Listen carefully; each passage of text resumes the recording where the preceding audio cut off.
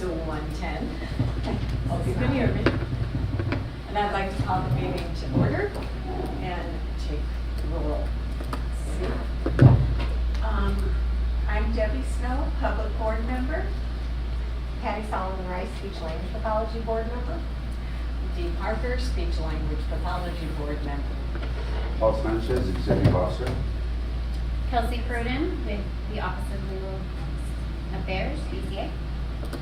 Rod Diaz, audiologist, board member. Marcia Raggio, audiologist, board member.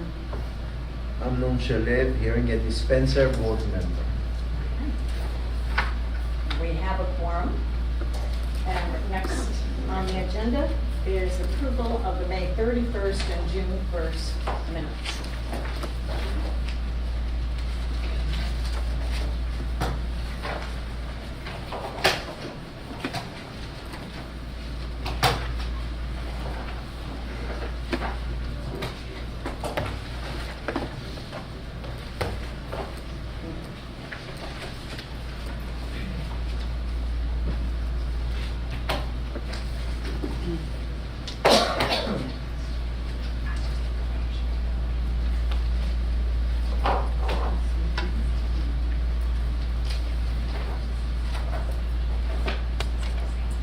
Are there any comments on the, on the board minutes?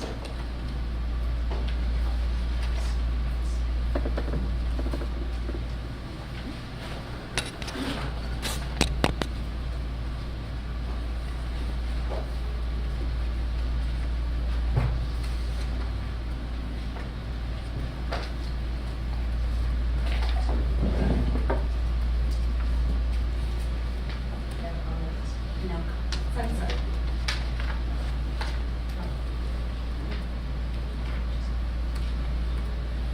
Did they have these minutes?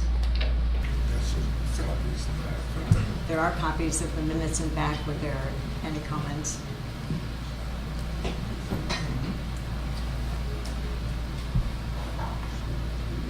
No. All right, then, do I hear a motion? I move Move to accept the to accept the minutes of May 31st, August 1st, I believe is the date.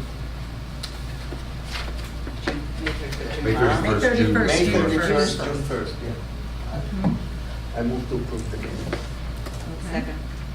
All right, we'll call the roll. Yes. Yes. Yes. Yes. Yes. Okay, and then it's our approved. And may I back up? We do have guests in the room, and if you would like to introduce yourselves, please do so. I'm Heidi Linzer from the Office of Professional Examination Services. Tracy Montez with the Department of Consumer Affairs Executive Office. Jody Wojcik, California Academy of Audiology. Jackie Georgeson, University of Pacific. Carol McCursey, Audiology Program Director, San Diego State University. Christy Kirsch, Audiology Clinic Director at San Diego State University. Julie Purdy, Manager of Audiology at Rady Children's Hospital in San Diego. Jake Iveland. I am a audiology extern at California Head Med Specialist, and I'm a UP student. Vanessa speaking on behalf of the Hearing Healthcare Providers of California. Joe Bartlett, and I'm also a healthcare provider of California at Aid Dispenser. Brianne Humphries, Operations Manager for the board. Rose Luzon, Deputy Attorney General with the California Attorney General's Office. Harlan Newton, staff. Katrina Martinez, board staff. Thank you.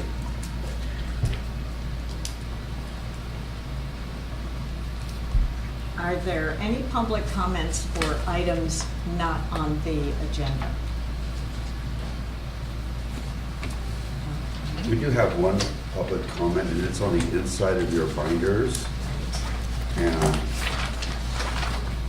it is a letter from the International Hearing Society. And and it has to do with U.S. Department of Labor National Guidelines for apprenticeship standards for hearing aid specialists. And it just came to me because I think it was sent to the wrong email address.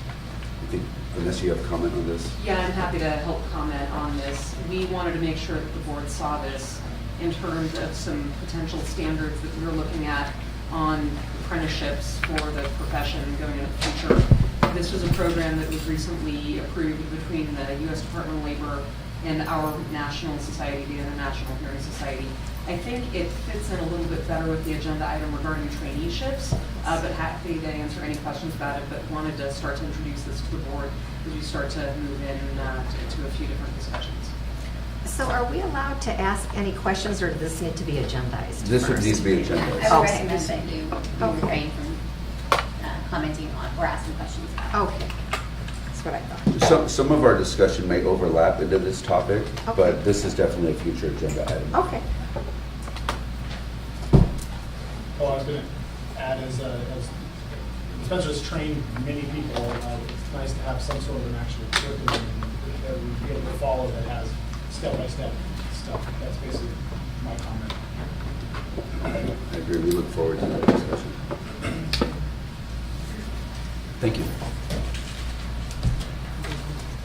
Yes.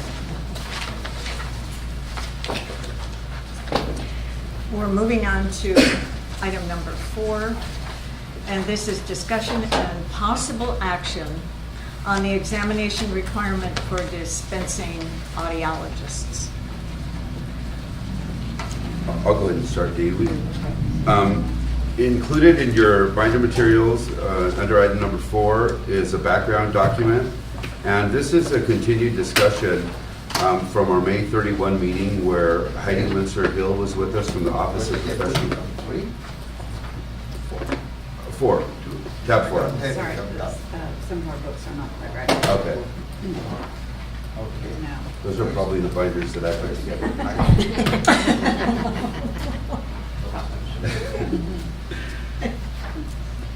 The continued discussion from our May 31 board meeting in which Heidi Linzer Hill from the Office of Professional Examination Services provided us with the occupational analysis presentation for the board. During that presentation, there was discussion on the examination requirements for dispensing audiologists, and the board decided to look further into this and talk more about it. I've included some background information on the current requirements of law that are located in Business and Professionals Code 2539.1.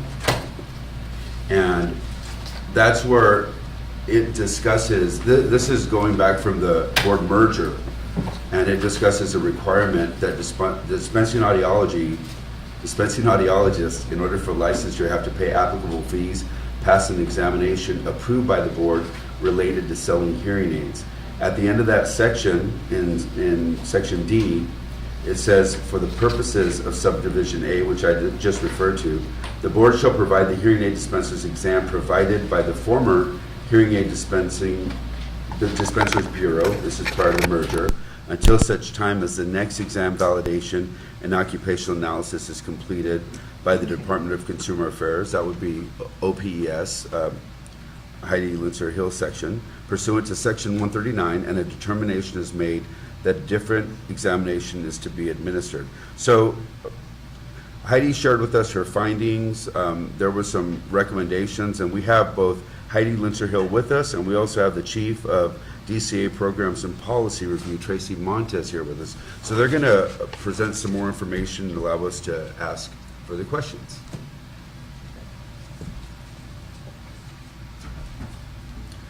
Just one other thing. I included a memo from OPES right after my background document that explains in detail Ms. Linzer Hill's findings. Oh, thank you.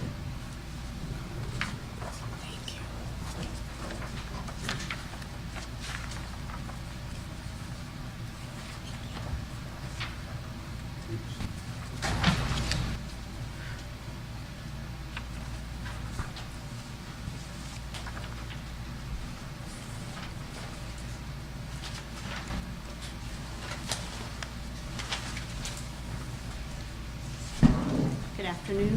Can you hear me? Okay. So in lieu of an actual PowerPoint, we have a PowerPoint on paper for you.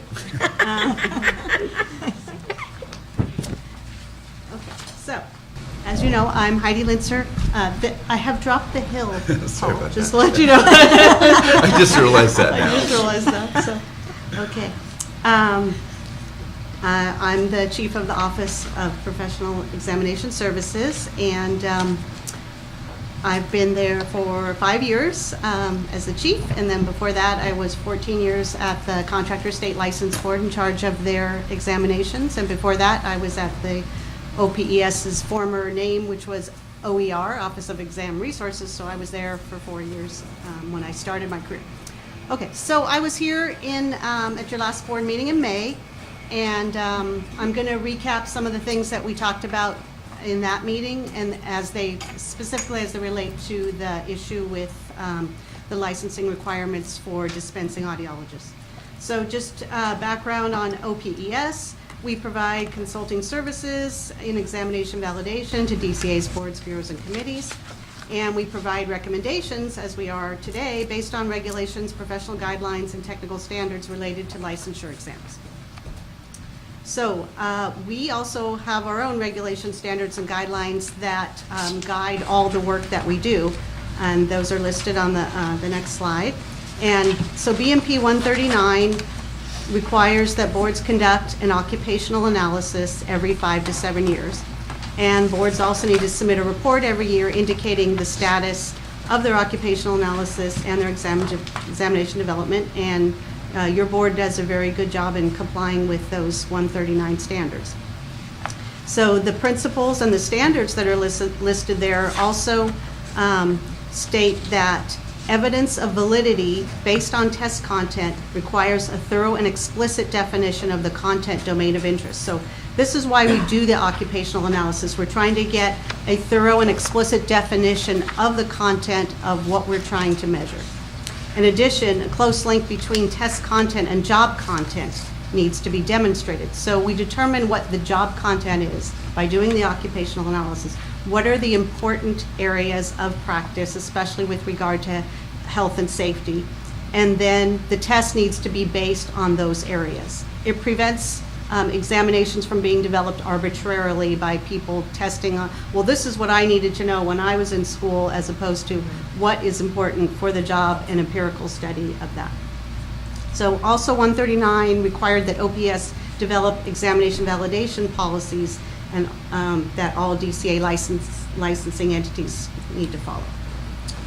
Okay, so on the next slide, so how does this relate to your examination? So the big picture is your examination needs to provide a reliable method for identifying practitioners who are able to practice safely and competently. That's why we're here, right? That's the whole purpose of licensure. And your examination is one of your most important assets in helping you do that. So we want to focus on entry-level tasks and knowledge that's important for public protection. So how do we determine what those important tasks are? That's what the occupational analysis is. So we recently did your occupational analysis for audiologists. It provides a description of current practice. It can provide the basis for your examination or an evaluation of your national examination, as we did. And it establishes examination validity through linking the examination content to the critical job competencies. So it also provides qualitative and quantitative data to support the licensure of a profession.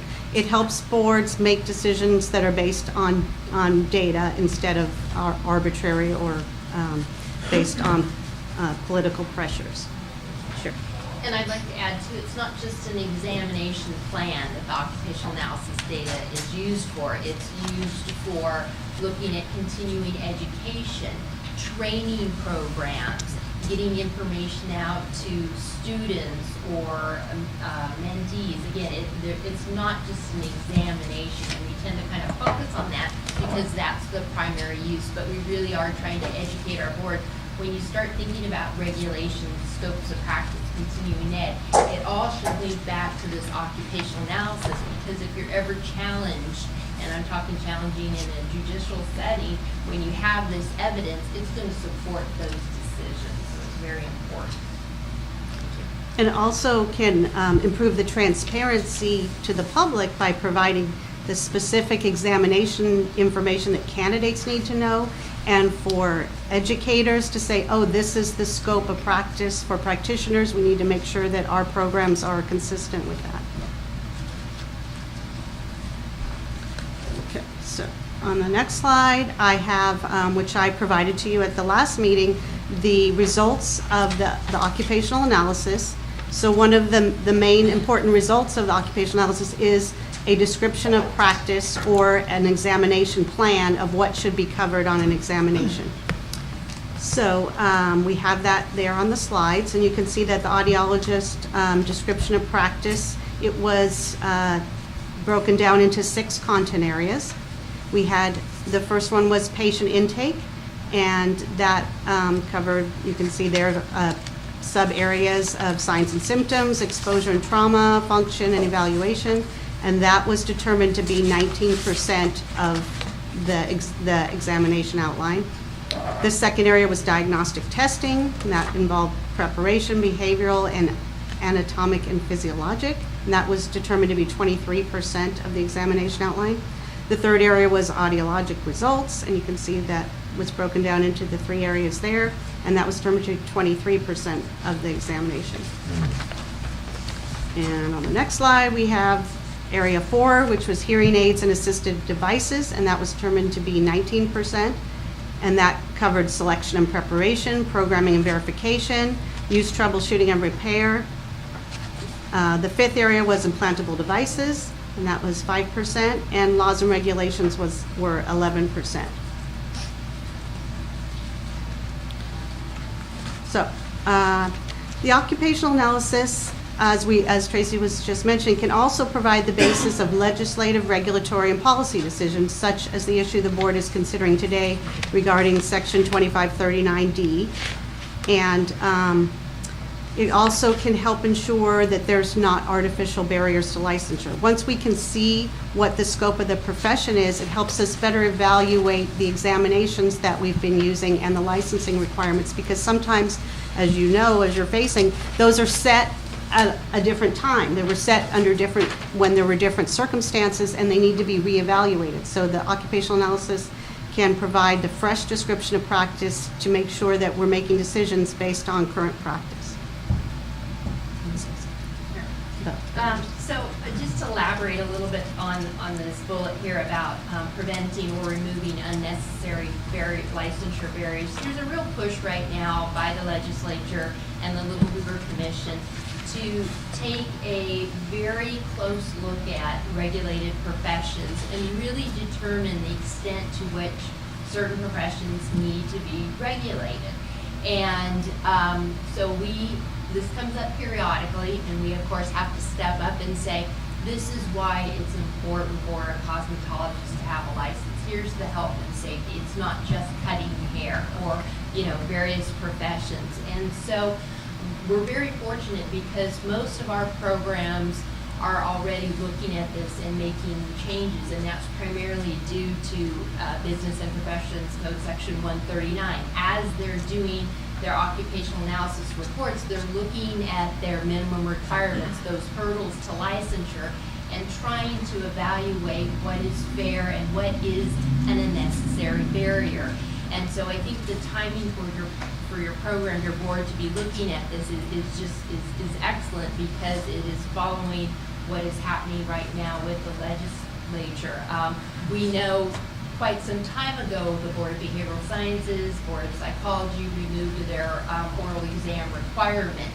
There were some problems with that. It was a barrier. They instead instituted some different types of written tests, some clinical type applied written tests to get rid of the oral exams. Most recently, the Architects Board did the same thing, but most recently they have been looking at their paths to licensure and again trying to be creative in how to allow people who have experience, maybe not necessarily all the education, landscape architects and so forth. Again, that balance between consumer protection, but also allowing entry into the profession and not creating these barriers. Dental assistants right now, again, they removed their practical exam requirement. The dentists provide a lot of oversight. That's a recent regulatory change. And so they realized we don't need to have the RDAs doing this practical exam because of how things have changed. So again, I think it's really important to reinforce why you do this every 5 to 7 years, why you take a look at things, do your due diligence. So if you are asked or challenged, say at sunset, you can then say, well, yes, we've done this study and this is what we've looked at. And so I think Heidi's done a very good job of giving you some information to consider along with our recommendation. Okay, so as part of the 2017 occupational analysis, OPS conducted some additional analyses to help the board make this decision about whether the audiology practice and the hearing aid dispenser practice, which is sort of built in as part of audiology practice. So first, when we started working on our occupational analysis for audiology, we did not look at the hearing aid dispenser occupational analysis. We worked totally independently. We didn't want to say, well, we know hearing aids are part of audiology. We worked independently, so we did not use that as a jumping off point. We talked to the audiologists and asked them, what do you do in your job? Because a lot of times there's an assumption that when professions overlap, that the overlap parts are always, they're the same, and they may not be. So we didn't want to be biased in that sense. So we started from scratch and we interviewed audiologists, and then we developed a survey, as I explained last time. And some additional study that we did was we asked the SMEs to look at, once the occupational analysis was done, we asked the SMEs to look at the task and knowledge that we had developed for audiology, and then to look at the task and knowledge that we had for hearing aid dispenser, and to determine if the hearing aid dispenser tasks could be found on the audiology list of tasks and knowledges. And so they were asked to review both sets, and they actually determined that all the tasks and knowledges were substantially represented, with the exception of those that talked about maintaining your license. Those were not covered. And this bubble is a little misleading in that it probably should move over because they were all covered. They should actually be on top of each other, but just for your for a visual there. So the next thing that we did, the next slide says comparison of California audiology practice with national practice. We did a similar thing, and this is what we do when we evaluate a national exam. So as part of our review of the national, we asked the SMEs to compare the California description of practice against the national description of practice developed by ASHA, and that's used as the basis for the Praxis audiology test. So in that sense, we wanted to make sure that California practice was covered on the national. And that analysis also revealed that all the areas of audiology practice were represented on the national, with the exception of California-specific laws and regulations. So, in the next slide, this pie chart is trying to give you a visual of how hearing aid dispensing fits in the context of audiology practice. So it's really a pie, and hearing aid and assistive devices right there is one piece of what audiologists do. So looking at that chart, we can see that dispensing hearing aids is just one part of what the audiologists do. You can see that patient intake, diagnostic testing, and evaluating audiologic results make up a large portion of their work. And patient intake includes obtaining and evaluate patient history, including presenting symptoms, risk factors, comorbidities, hearing and balance performance, and psychosocial and technological accommodations. The patient intake for audiology is not the same as the patient intake for hearing aid dispensers. They are looking at a lot more types of disorders and symptoms. The diagnostic testing includes knowledge of hearing and balance, anatomy and physiology, objective and subjective test procedures, and verification of equipment function and calibration. The audiologic results includes evaluating test results for differential diagnoses and recommendations for treatment and management of hearing and balance impairments. The implantable devices includes knowledge of patient candidacy, selection, fitting, and verification of implantable devices and assistive listening technologies, including troubleshooting and repair. So we can see that hearing aids is just one piece of what the audiologist does in their practice. So in order to further assess the need for audiologists to take the HAD practical exam, OPS facilitated subject matter expert focus groups. So we had 3 focus groups, and we had dispensing and non-dispensing audiologists in those groups. And we asked them about their training, their education, and their experience related to hearing aid dispensing. And they pointed out to us the difference in the education and training of audiologists versus hearing aid dispensers, which I'm sure you're familiar with. And this difference was accentuated in 2008 when audiologists switched from having a master's degree to requiring a doctoral degree. So there was a program switch in their education and training, which was increased to much greater depth. We also asked them about the audiologist practical examination requirement, and we asked, the consensus of the SMEs was that the audiologist education and training assesses the skills measured on the HAD practical exam. So the final analysis that was conducted by OPS was to actually review audiology education and clinical training programs. We wanted to verify the information provided by the SMEs. They're telling us, no, we learned all this in school, and we wanted to verify and make sure that that was indeed the case. So we reviewed accreditation standards from the Council on Academic Accreditation and Accreditation Commission for Audiology Education. We looked at curriculum standards for audiology doctoral programs, and the review confirmed that students completing these programs should graduate with the skills to perform hearing aid dispensing tasks safely and competently. They had didactic and clinical experiences, and they had specific competencies related to those same HAD skills that we're measuring on the practical.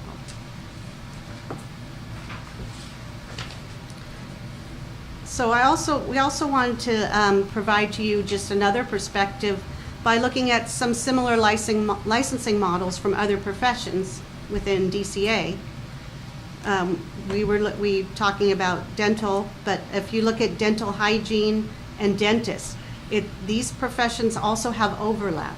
So a dental hygienist cleans teeth. Dentists are also allowed to clean teeth. It's in their description of practice. We just did their occupational analysis.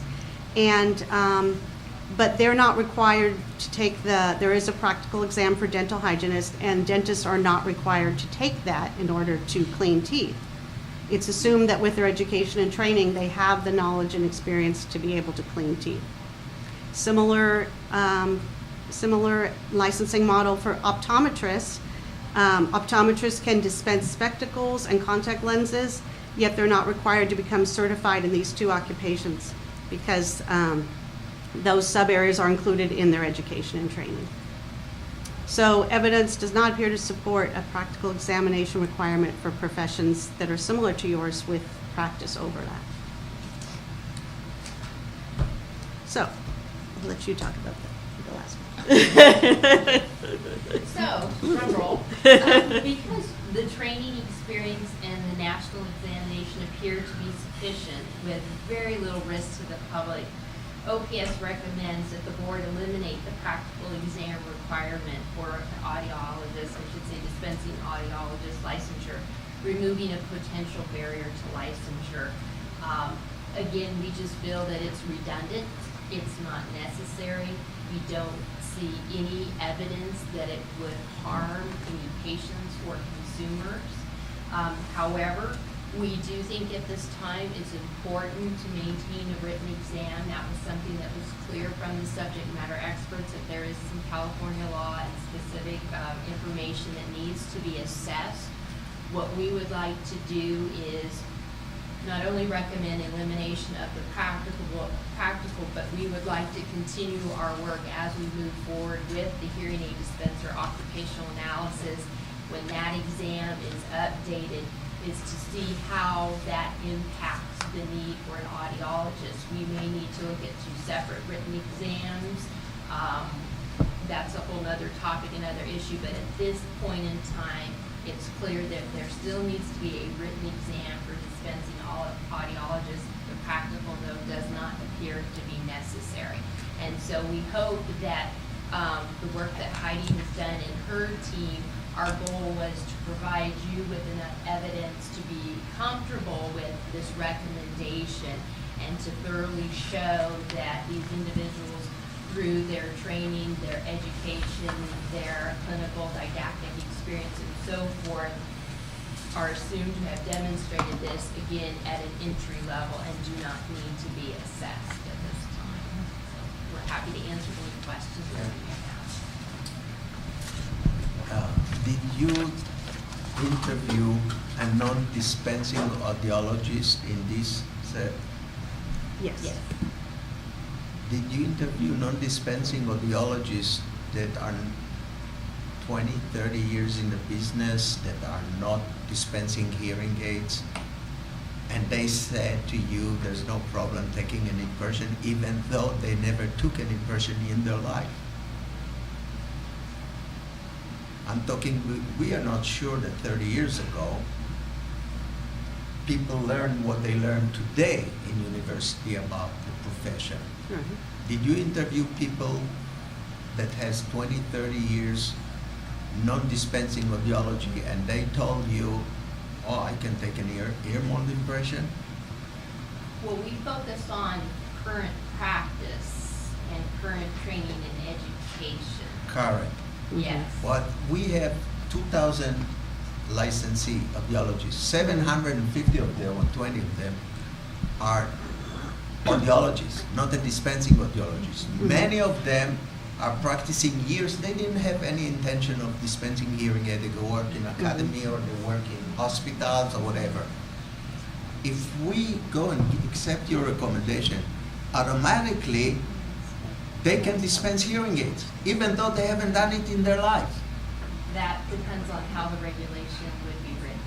Well, are we gonna say from this year and on? That's up to you, or if you want to That's one. grandfather And the them other in, thing is, or- and this is, so we have some idea maybe on what we teach here in university, but this will affect all audiologists that would like to move from another state, which we don't know exactly what they learn in whatever, to take an ear impression or not. That's why I thought it's so important. I agree with you about canceling the audiometric test for audiology. That's non-brainer. But the taking of an ear mold impression, this is the most concern in our profession. And I've seen witnessed through my experience in the profession about physicians, not otolaryngologists, you are good. The general practitioners, that they are doing unbelievable damage. I mean, tampering the ear and bleeding, and they are allowed to do it. Right. Somebody said, there, you are good because you are a medical doctor. Now we're coming and said, oh, the audiologists are good. So I said this is a simple test to take an ear mold impression. It's about 40% failure right now on this test. Right now, on the current people who are being trained in the university, there's a 40% failure. Not on audiologists. What we have here, I think. I think OPS could probably provide us with that's part of your analysis, right? You looked at some statistics. Yeah. Yes, recent statistics show that audiologists are passing the HAD practical at a higher rate than the hearing aid Oh, dispensers. yeah, it's a Yes. higher rate. Yes. But it's still, there's substantial failure rate. And No, it's very high. 90%. It's about It's 90%. covering 90%. 90%? Yes. We can look at it. Can I just say a couple of things? My understanding from what you're saying is that audiologists would still have to pass the written exam Yes. to be, so it isn't just that. Secondly, I'm one of those dinosaurs from 30 years ago who learned how to take your impressions in my master's program, and it was absolutely an aspect of it. We learned everything about hearing aids, perhaps not as much by far as an AUD at this point, but we certainly did learn how to do that and do it safely. Yeah, that's good And to the know. curriculum standards are national standards. Am I correct? They're national standards, so even out-of-state audiologists would be trained under those same curriculum standards. I think we should look, this is for sure, we can look at the couple of years, 2-3 years of the failure percentage and see if it's 90%, it's more lenient. If it's 40%, 50%, then Well, we there should was an question issue it. with the test. And we're talking about And we people took who care- are just right. getting into the profession and they're So- fresh, not about the people who 30 years not have done. Right, but And there's your also impression? a certain expectation of professionalism. As a licensee, you do need to understand what your boundaries are in terms of, yes, you are trained in this area, but if you need refresher training, there's certain expectations.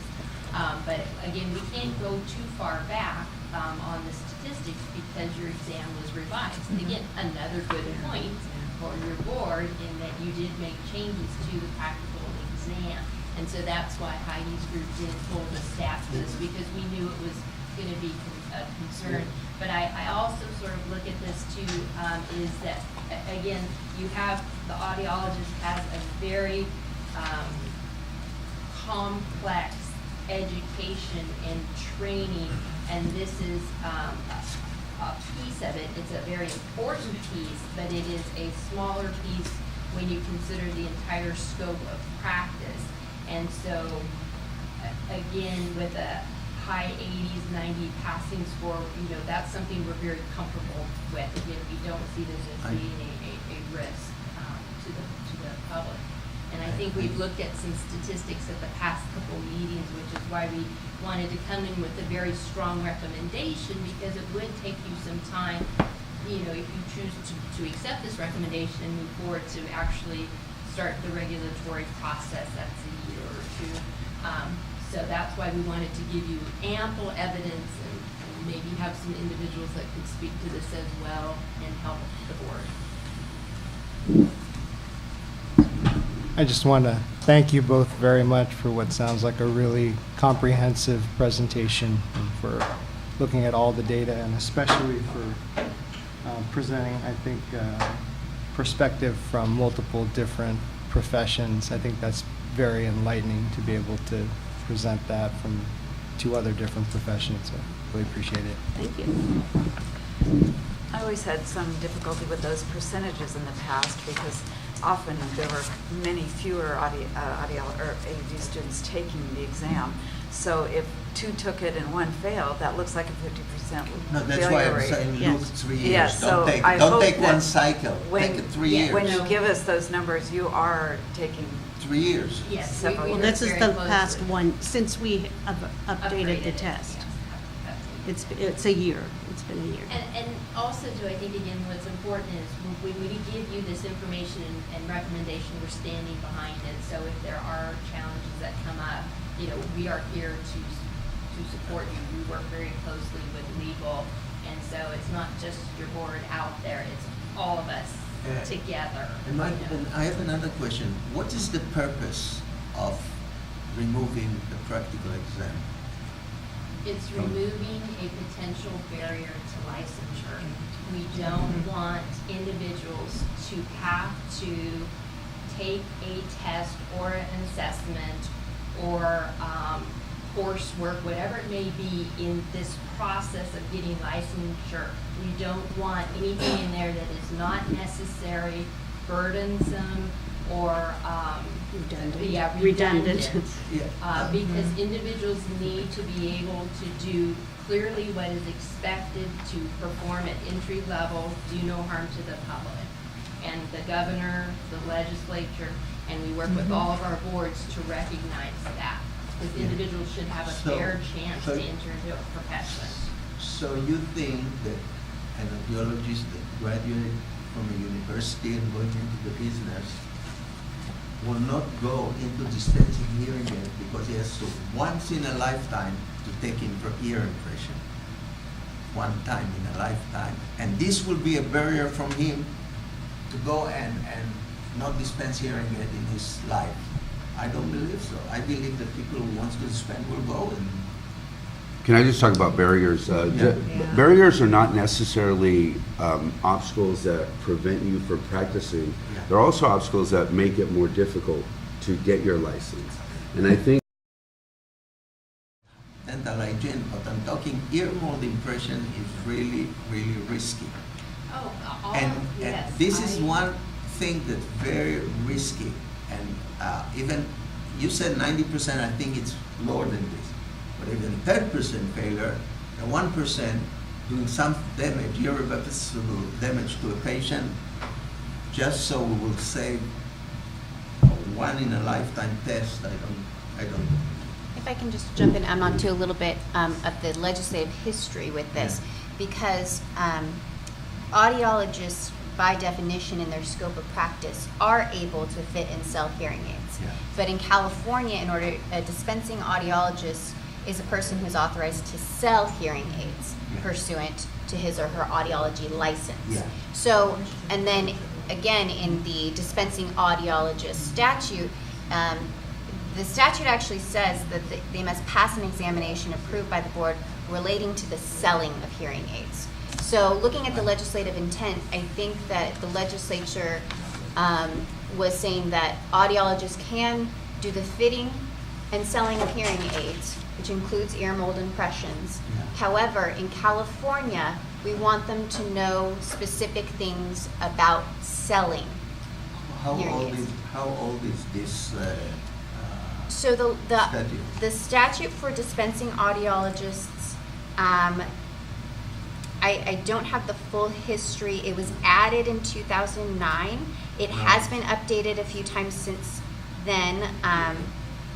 And the audiologist one, again, the same. It was added in 1972, but there have been many updates. 1972. Well, I don't know when the scope of practice was changed. I could look I that assume up. that it's very old. But the provision that Kelsey's referring to was from the merger, so it's 2000. It would be 2010. And by the way, I was very involved in the merger. I mean, I'm one of the people who done the merger with Dave Jones.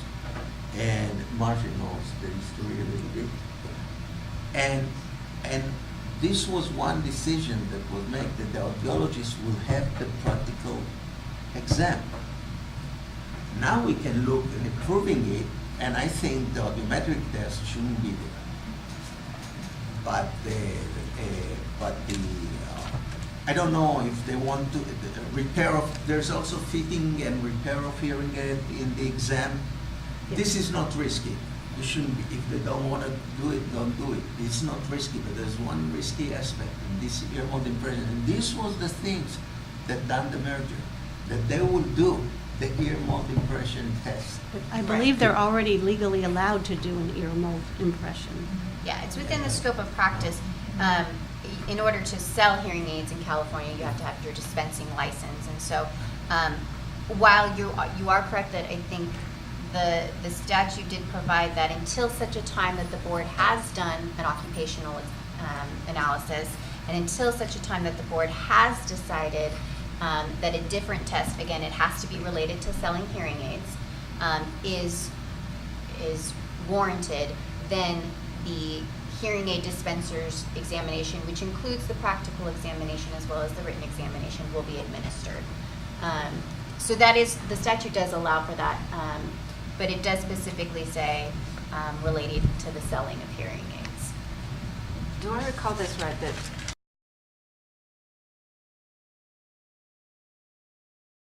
Program, how things are happening, what are pass rates and statistics, and that's just part of the whole validation process. So you could, again, I feel that you have enough evidence to make a decision today and move forward, but again, that doesn't mean that 5 years down the road, something else doesn't change, or circumstances change, scope practice change, things like that. But you've got the audiologist with the doctor at the end, the clinical training. It's a very extensive program, and for a very small piece of practical test, it just is a balancing. Yeah.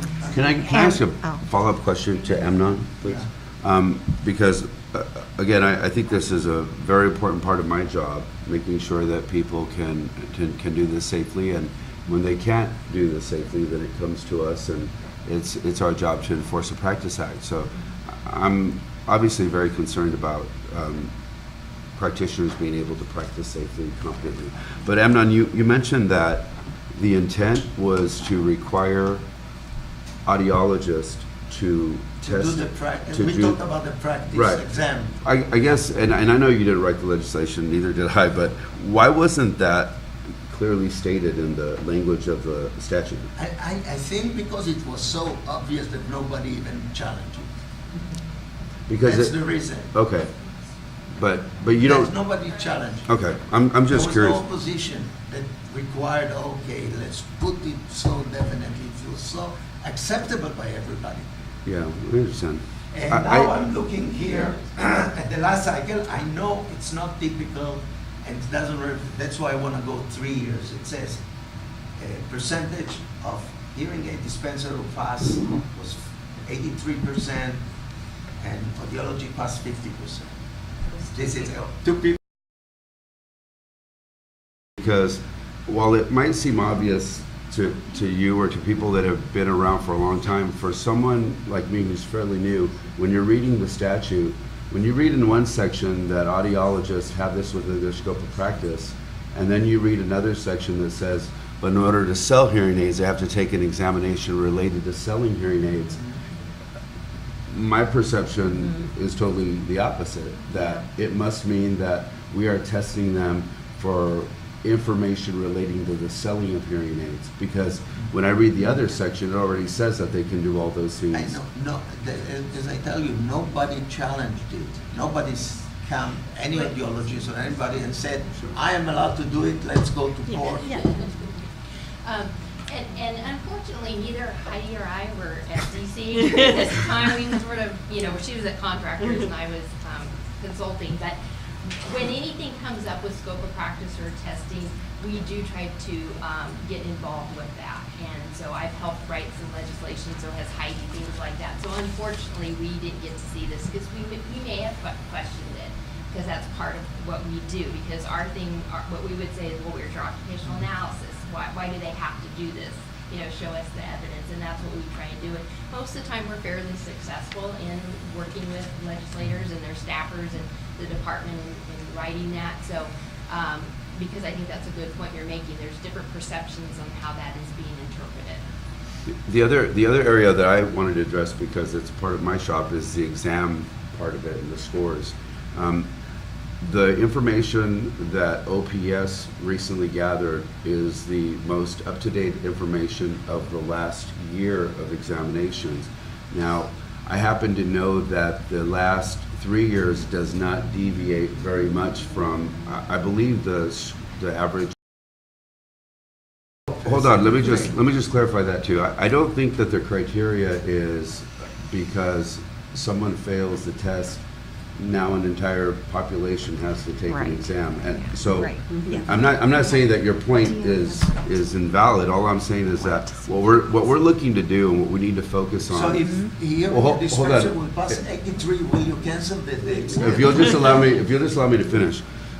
What our focus should be is what our statutory mandate is, and that is to require the exam provided by the Hearing Aid Dispensers Bureau until such time as the board, in compliance with Business and Professions Code Section 139, does the occupational analysis and looks at the examination and determines, and possibly determines otherwise.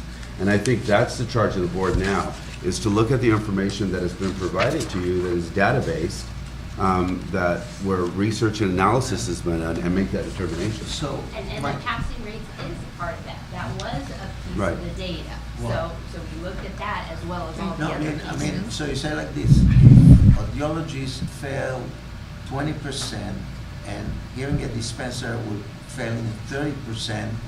This group has to do the test and this group not because there's a 10. Well, no, that's not what we're saying because that's not the criteria. That's not what we're saying.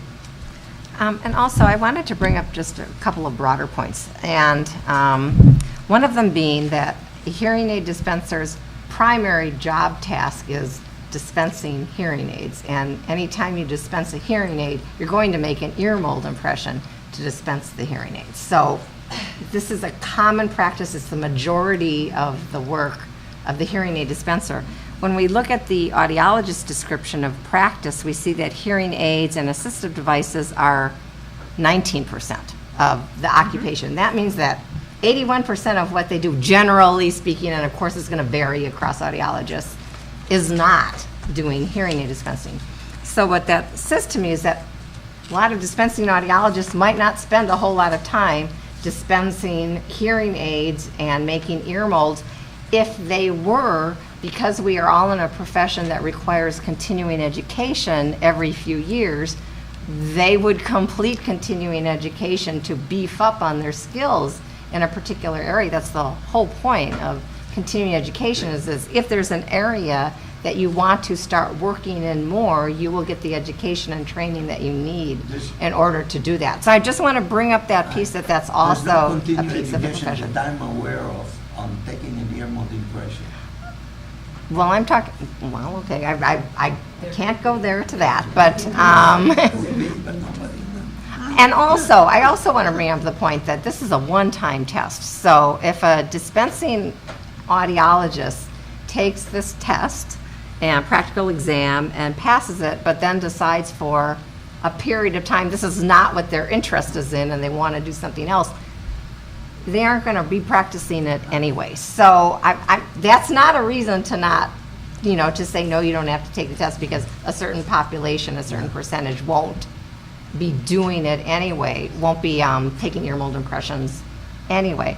But I just think we have to keep in mind that we have to give audiologists some credit that this is not the major portion of many of their professions, and if it became that, they would obtain the training and education that they needed to perform it. That's what our profession is about. And it's true for speech language pathologists, and it's true for otolaryngologists as well. So it's true for any profession that as you want to learn a new skill, you learn a new skill. In your occupational analysis for audiologists, they're allowed to take ear mold, not dispensing audiologists, but audiologists in general. They're allowed and part within their scope of practice to take ear mold impressions for swim molds and for stents, for ear canal atresia, Yes. stenosis, and that kind of thing. So not strictly for the purpose of dispensing hearing aids, but for medical purposes. So even if you're not a dispensing audiologist, you're going to go ahead and you're going to have the skills required to safely create an ear mold impression. That's correct? That's my understanding, yes. So there's any number of non-dispensing audiologists out there that are safely taking ear mold impressions already, that are not taking Correct. the hearing aid dispenser test. Correct. Another aspect, it's about physicians. Physicians are not allowed to employ in their office a hearing aid dispenser. That's by law. And now, unless they are a hearing aid dispenser licensee, unless they hold also a license of a hearing aid dispenser. Now, according to this logic, they'll come tomorrow, the physician will say, hey, we don't have to take the practical test because if the audiologist doesn't have to take, hey, what about that? Now all the physicians will be able to employ hearing aid dispenser in their offices. This is a totally change of the landscape of the state. A doctor can do any of it. A doctor. Yeah, a doctor can do. Right. But if he wants to dispense, he has to go to the practical test like everybody else. Today, a physician, if he wants to sell You hearing, don't have to take a test? you have to take a test. If you want to be a hearing aid dispenser. Yeah, I know, that's why I never took it. Yeah. But if a physician, even an ear doctor, wants to be a hearing aid dispenser in the state of California, has to go to the practical test. Right. Right. Right. So none of that changes. No, it will change, because if this will be the road, it will change. Right now, we're looking at dispensing audiology. Yeah, I know, but this is just around the corner. But as Well, Tracy said. I think the there's- difference here is that within the audiologist's scope of practice as enunciated within the statute, it says that specifically that they, including hearing aid recommendation and evaluation procedures, including but not limited to lots of things, and the selling of hearing aids. And then it goes on to say that a dispensing audiologist is a person who is authorized to sell hearing aids pursuant to his or her audiology license. So it is a part of their scope of practice, but what the legislature has said is that if you want, you as an audiologist, is within your scope of practice to fit and sell hearing aids. However, if you want to sell hearing aids in California, you must take an examination, and we think that examination should be based on selling hearing aids. Which is a knowledge content-based written test. Like, I think if otolaryngologists went through training for audiometry, hearing aid dispensing, ear mold impressions as part of their curricula, then I think we'd have to consider that. But at this point, it takes, hasn't been done. audiometry takes short shrift in Yeah. the whole scheme of their training. Looking at the statistics, I don't think you need to worry. Huh?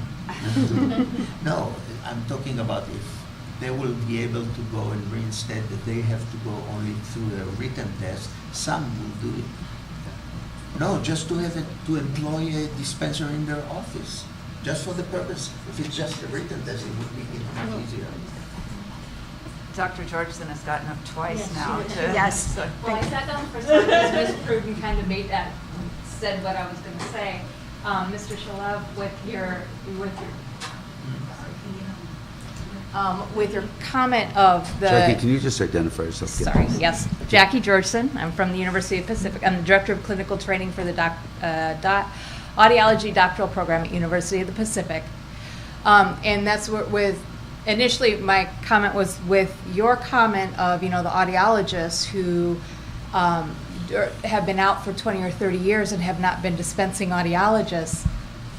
The majority, okay, I can't say the majority. I would say a good number of them are taking impressions because you don't have to have a dispensing license to take an impression. As Ms. Pruden said from the statute,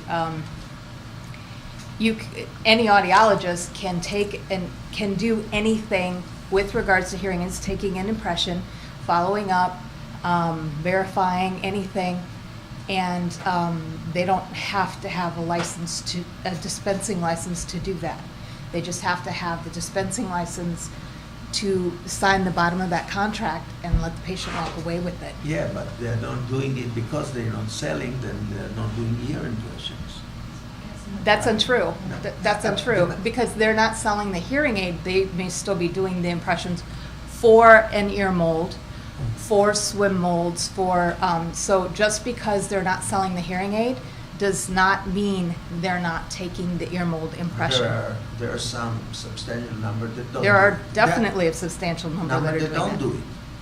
That don't. Don't do it. Yeah, I'm telling you, if an audiologist working in Kaiser, I don't believe that they're taking ear mold impression. They just do the. I can tell you they do. They do? Yes. For what purpose?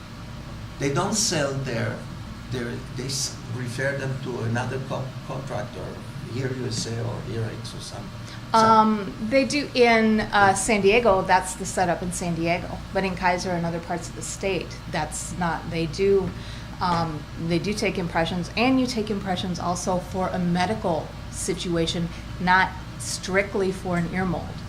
And so if there is, if the otolaryngologist just down the hall is like, hey, I need you to make a swim mold for this patient because I just placed tubes, then the audiologist will take an ear mold impression and send away for swim molds. And so they will take the impression. And I know that for a fact because I've had students who have rotated through these clinics. since you're up here, I'm not sure everybody on the board understands the breadth and depth of AUD training when it comes to hearing aids, or ear mold impressions, and so on. So since we have some experts here in training, I was wondering if you could just briefly go over that curriculum for us. Sure. And I know, because I've had experience with both of the AUD programs in the state, the students are started in day one or even in boot camp before day one of the actual program,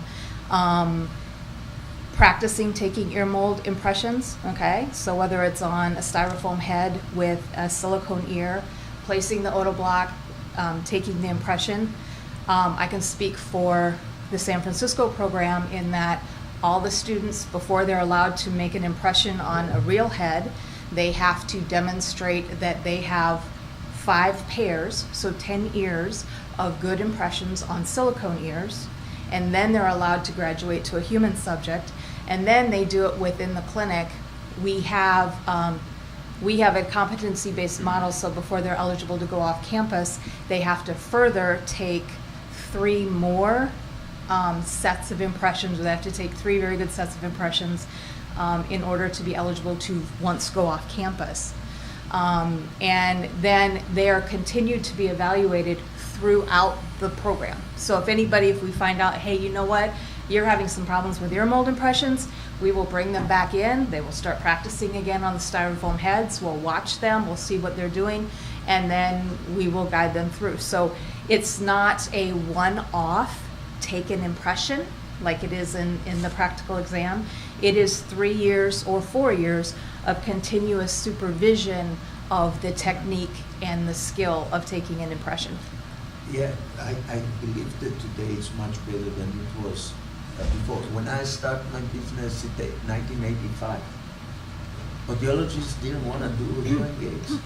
They were I'm not sure. I think many of them did want to. They referred to us. That's because ASHA said that they had to. So they did want to do hearing aids, but Okay. ASHA said that they had to refer but they to were you. not doing it. And even in the medical regulation, it says that the state will provide a hearing aid dispensed by hearing aid dispenser on a prescription of an audiologist. It's written like this. It was written on the basis of audiologists doing the whole evaluation and the hearing aid dispenser. Based on the old recommendation where it was a conflict of interest and audiologists could not dispense hearing aids, which changed back in the 1979. So that changed in 1979. So I think. And I'm sorry, excuse me, one more comment. To your comment of the most dangerous or the only dangerous part of doing a hearing aid fitting is the impression. I respectfully disagree with that, because if you really want to do that and protect the consumer, then you will include within your practical exam a discussion and a subsection of proficiency with probe mic measures to fit a hearing aid, so you can verify what you're actually putting into that ear. And that's a glaring area that is missing and is not discussed, I don't believe, in the written or in the practical at all. Yeah, it's not required to be. So, in the practical exam, and I don't know this, so this would be for the board, can an individual not pass the impression section, do stellar on the other 2 sections, on the audiometry section, on the hearing aid troubleshooting, and still pass the practical exam? Oh, we had that problem. Yeah. We had a problem with this. It happened by mistake, and we have to. I'll defer to OPS folks on that. They want to. So, I think we probably want to limit our discussions about the content of the examination for obvious reasons. Don't go away, I want to ask one more thing. Yes. Or of any of you that, in addition to taking ear impressions, could you briefly tell us something about the curriculum for hearing aid fitting in the average AUD program? Certainly.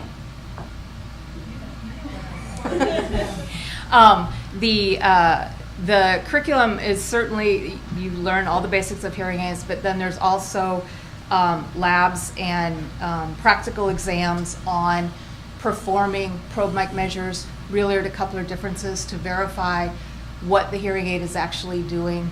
A proper fit of the ear mold or hearing aid, and then fitting the hearing aid, what the hearing aid is actually doing on the ear to verify that what the computer says it's doing and what it's actually doing in the ear are the same thing, when usually it's not. And then also the follow-up care, outcome assessments with regards to testing post-hearing aid fitting for a validation measure with regards to we know what the hearing aid is doing on the ear, but then also the validation of, is it actually helping you? And so we do testing and learn about the outcomes and the validation measures as well. Is that what you were looking at? Yeah, I'm just wondering, how much work do they do in adolescents and pediatric hearing aid fitting? I know our program has one amplification class that is, the majority of it is pediatric amplification. And San Diego State So our first year clinic. Can you come up to the microphone, please? Please identify yourself. Hi, I'm Christy Kirsch. I'm the audiology clinic director at San Diego State. Our first year clinic is growing in peds. We've got about 25% peds right now. And I would say a significant number of those involve hearing aids, fitting, follow-up, post-hearing aid things. So they must have a lot of training prior to going into those? So they have in the first year, they have a pediatric course. So academically, they have a course in peds. And also the 3 preceptors that are in our first year clinic are all pediatric trained preceptors by background. Yeah, so lots of peds coming into the first year. Second year, much less peds. Third year, back to one of our required rotations off campus is a peds rotation. So either exclusively peds or a rotation that includes a significant number of peds. So they all get it. Just out of curiosity. Oh, so infants, I would say fewer infants, but fewer. I mean, I understand that's Yeah. a specialty that. If a student is indicating that they really want to go into peds and maybe do their externship in peds, then we really try to get them out at Rady Children's or someplace where they are going to get that very, very young population. Yeah. And so while I'm up here, I'm just going to add, if you were looking at the number of audiologists taking the exam who did not pass the ear mold section, I can tell you that I know 2 audiologists who didn't pass because their subjects had impacted ears and were not allowed to complete the section, which would skew your statistics but wouldn't tell you whether or not they were competent at taking an impression. Well, Just thought I would put that out just a there. moment. They brought with them the subject. The subject is somebody No, I who they understand. know. And they brought it with impacted ear. How competent they are. I understand. I agree.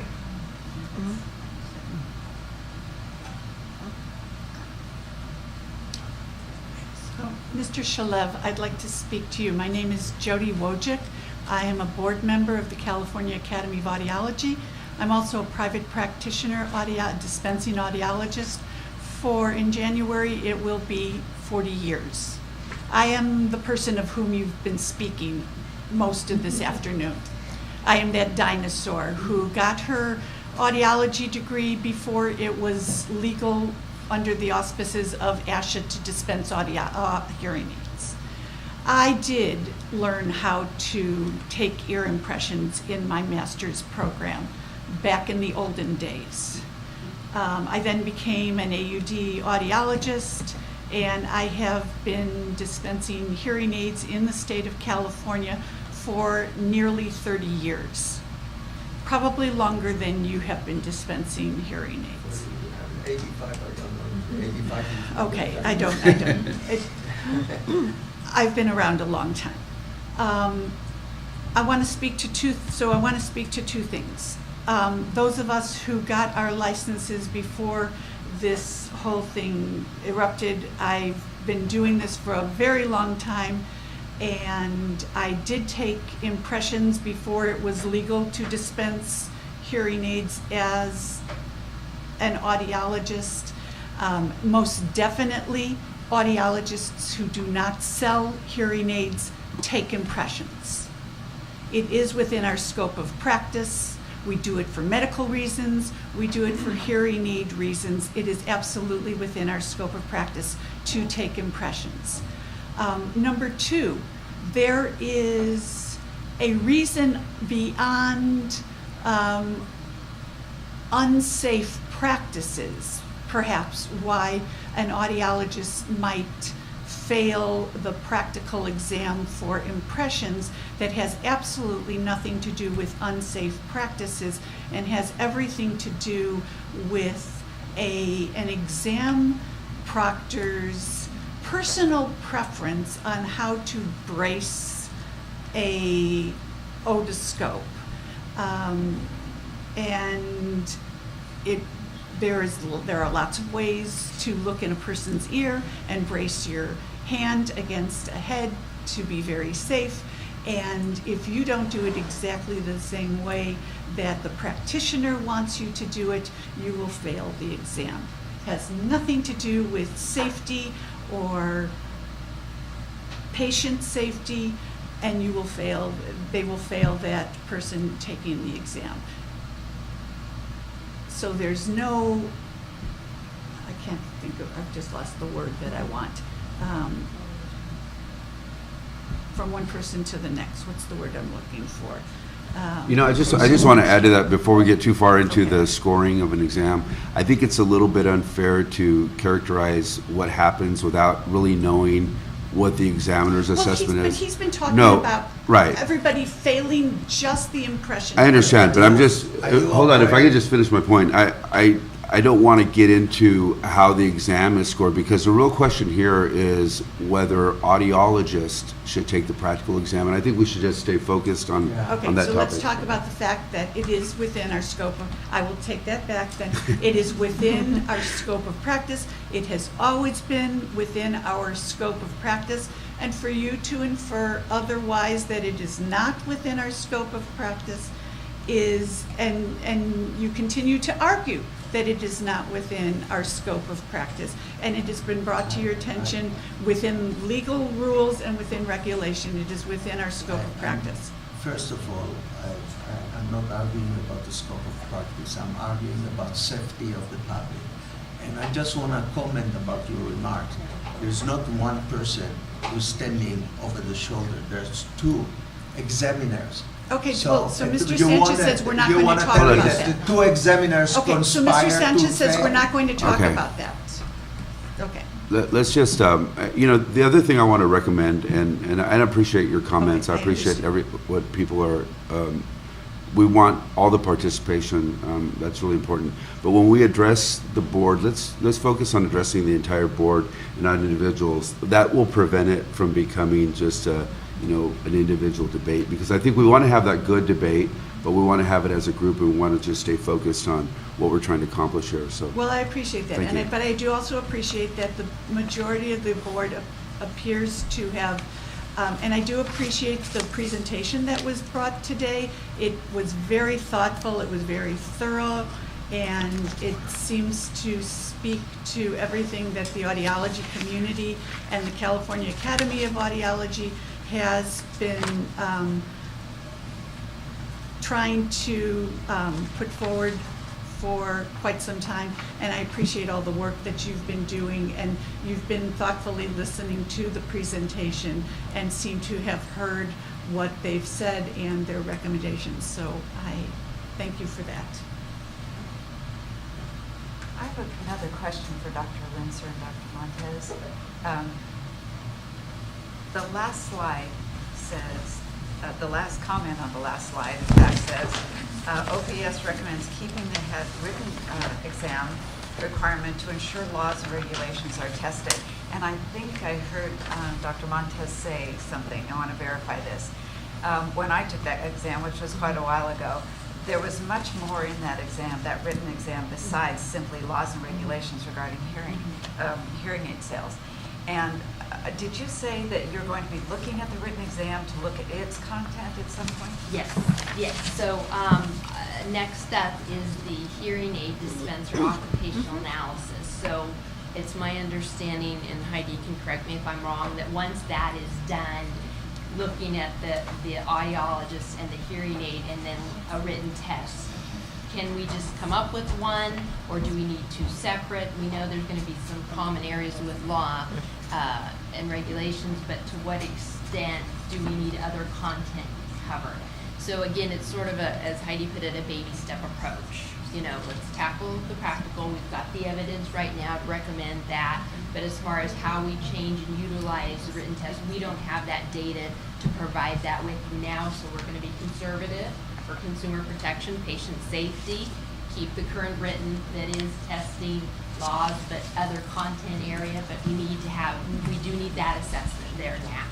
But in the future, we may come to you, Heidi may come to you with, again, some other recommendations and changes.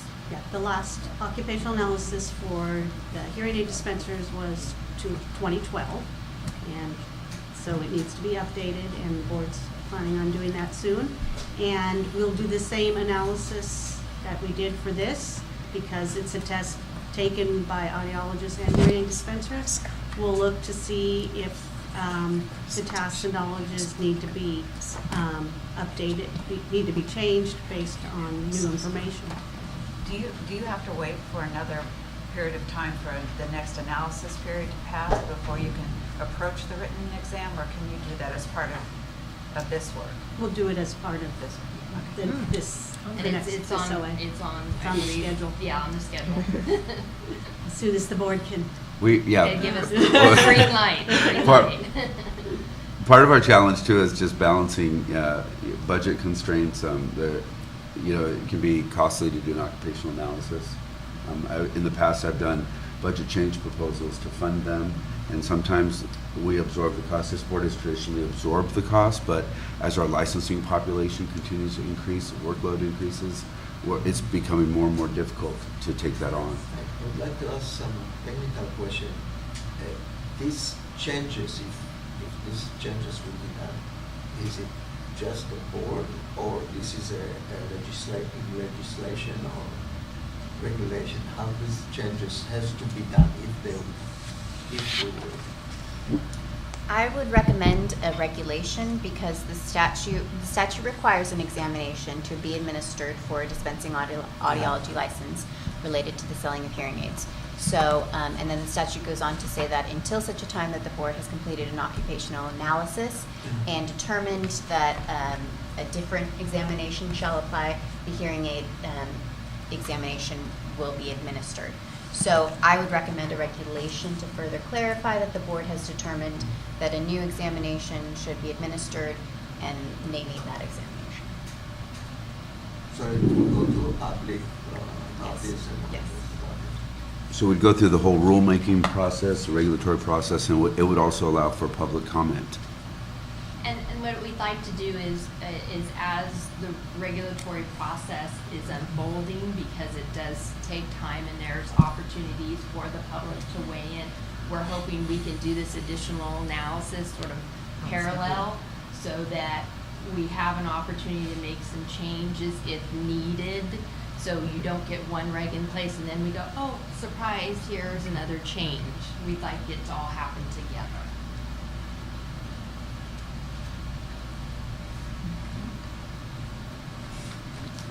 So, do we need a motion? We should have comments.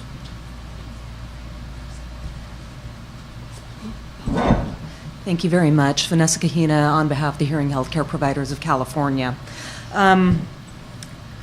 Appreciate the voluminous discussion that we've had about this today. Do appreciate also some of the discussion on the history of why this standard exists specifically for dispensing audiologists.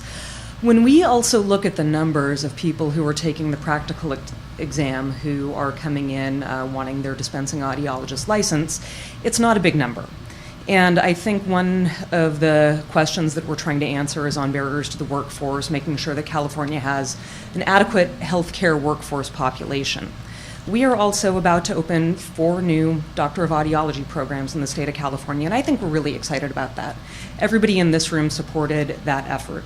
So as we continue to grow the population, I just don't see why we would give up this one last aspect, potentially, as we want these programs to be successful, to ensure that there is one last aspect of consumer safety included here. Taking the ear mold impression can be quite dangerous. Whatever else is going on in the exam, that's up between you guys. But we do think that this should stay in place, and if this aspect of the proceeding were to continue down the line, we would have to oppose it. We would concur our concerns with that you've heard from your board member, and I would leave it to Joe Bartlett for any more technical aspects. I second and thanking you guys for considering this, and want you also everybody to know how long, how big of a decision making a change to these tests are. And when we talk about the history of this profession in California, I'm third generation. I have grandparents that have taken this test, parents that have taken this test, family members that have taken the test, and one of the things that I've seen through all of that, and I've seen through being a proctor myself, is people don't always pass the first time. So sometimes you're looking at the statistics and it's a second attempt. And some people have taken the test while they weren't an audiologist in the curriculum and then taken it after they passed it, and it's not their first time taking the test. So you have to be aware that there's, sometimes a little bit of knowing the test the second time makes it a little easier to pass it. I also would ask you would wait to also look at the occupational analysis that's coming out soon for dispensing, because it has been a little while since we've done that. And as we know, this profession is continually growing in what we're doing, what we're asked to do, even as a dispenser with a license.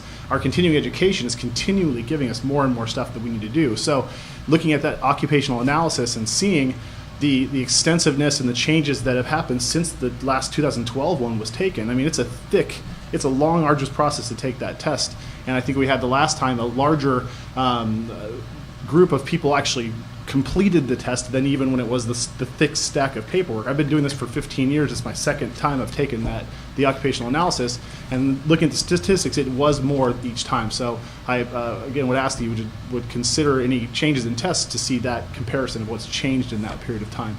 And again, seconding what Ms. Kahina was saying about making sure that when these new curriculums are coming in, that we are holding everybody to a standard, because it is the sales of a hearing aid device that we're talking about to a consumer is her hard-earned money that is paying for us to expect us to do that high-quality job. And like I said, as acting as a proctor and being a dispenser for a long time, not to get into the test, but I've seen all aspects of people that have grossly had misconduct in every single one of the aspects. I don't know when I look at the person if they're an audiologist or a regular hearing aid dispenser. All I know is that the task wasn't done correctly, and we're trained very well on doing that. So thank you for your time. Can I ask you a question? As far as waiting for the hearing aid dispensing occupational analysis, what do you think would be the benefit in waiting for that to be completed to determine the practical exam requirement for the dispensing audiologist? That's a great question, because even in the last 5 years, when it comes, we had hearing aids that did real ear measurement themselves. But the hearing aid's scope of practice often is looked at to see, in a sense, what are we doing? The questions asked in that occupational analysis isn't, do you just fit hearing aids? It's asking, do you do tympanometry? It's asking what are the people doing on a daily basis in their offices. And as the consumer is coming in and asking us to be able to do a better job, I think there are a higher number of hearing aid dispensers that do real ear measurement and that are doing some of these things. And if it shows, one example, we used to only be able to use a syringe in doing an ear impression. And that was because it was thought, oh gosh, the gun is so dangerous. But then they found out through occupational analysis that using an impression gun safely was something now we could put in the practicum. We can make sure that people are using it correctly. So if it's found that people are doing more testing or doing real ear measurement at the dispensing level, which is not against our scope of practice to do real ear measurement, I think there should be a practicum that actually makes sure people are doing it correctly. I'm aware of certain large box stores that do real ear measurement, but they never teach their people actually how to make an adjustment based upon it. They just do it. It's done because that's protocol, but it's not actually how do you fit the hearing aid to better it. That's a tangent, sorry, getting off on that. Yeah. Does that answer your question there? Well, I was just trying to understand how the hearing aid dispensing occupational analysis would affect those requirements of a dispensing audiologist taking the practical exam. Well, I'll let you answer. I guess more of what I'll backtrack a little bit. More of what I'm saying is I think patience is better on this exact idea. We've been with this for such a long time, and the practicum has been there. stating, we had 1 year of data with the new test, but not actually saying, really what the previous data and how many repeated tests. I would really ask to see that, even that statistic of how many of the passing scores were previous fails. We, as a proctor, we were also told of people failing it numerous times. I don't think I got into it specific, but I understand. But seeing the statistics in the past of how that would change. Lost my train of thought. But the occupational analysis is seeing kind of what we're doing now versus what we're doing, what's happened 5 years ago is basically what I'm trying to say. And if the dispensing staff, if the dispensing hearing aid dispensers are doing more in their offices that equal even what audiologists are doing, that's even more so reason to have the practicum in place, that both are being held to the same standard when they're sitting across from that consumer and getting them the better hearing that they're asking for. Okay. One more aspect of this. When we created the board, it was created in order to discuss these particular issues, and they specified there would be 2 hearing aid dispensers, 2 dispensing audiologists, 1 ENT, and 2 speech language pathology. We are missing 1 hearing aid dispenser on this board now. We de facto doesn't have a hearing aid committee, which is by law has to be 2 dispenser and 1 audiologist. I don't think it's the proper time, and should wait until there will be full representation in the board for the hearing aid dispensing. Okay, point well taken. If I may, just real quick, I think it's exciting to hear that there's going to be changes in the hearing aid dispenser occupational analysis.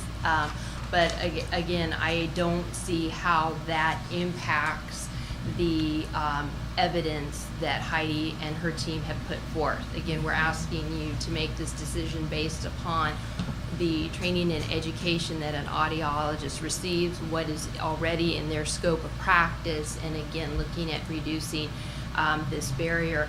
I believe that this has been a discussion that's happened, here and there over time.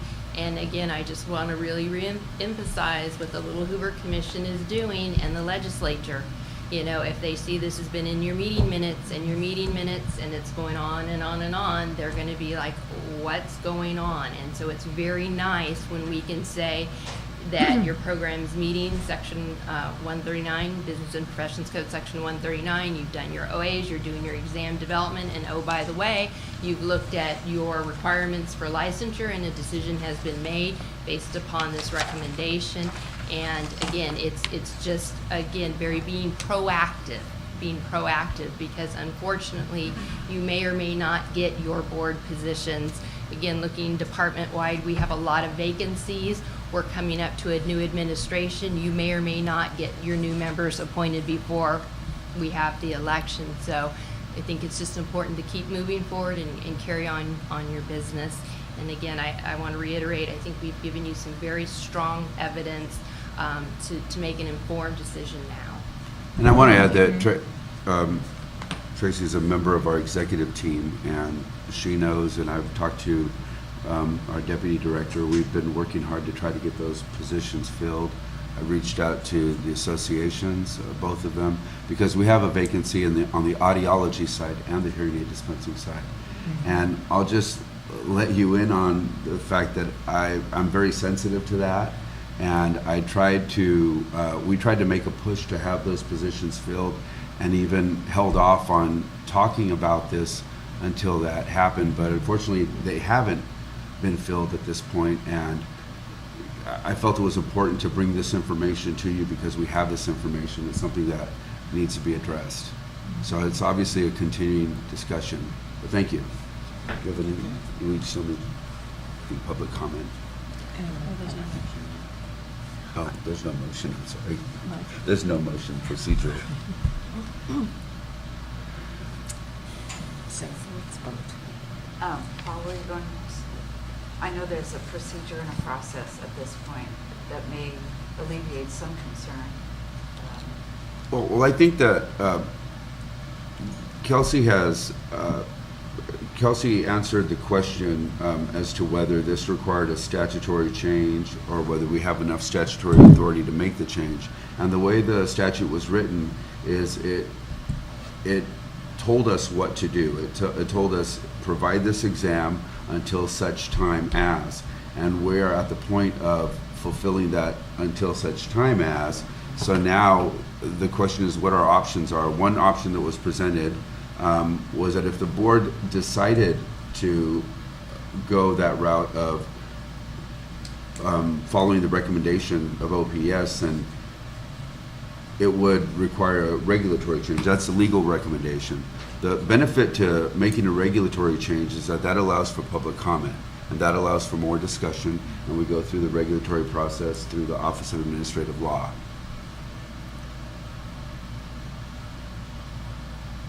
There are other options, and if you care to, we could have legal counsel maybe tell us what our options are. Yes. The first option would be, I guess, to not determine that it is such a time that a different examination shall be administered. You could seek a legislative change to make the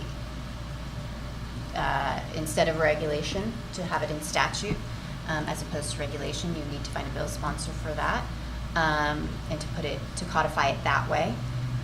Alternatively, you could do a regulation to implement a different examination.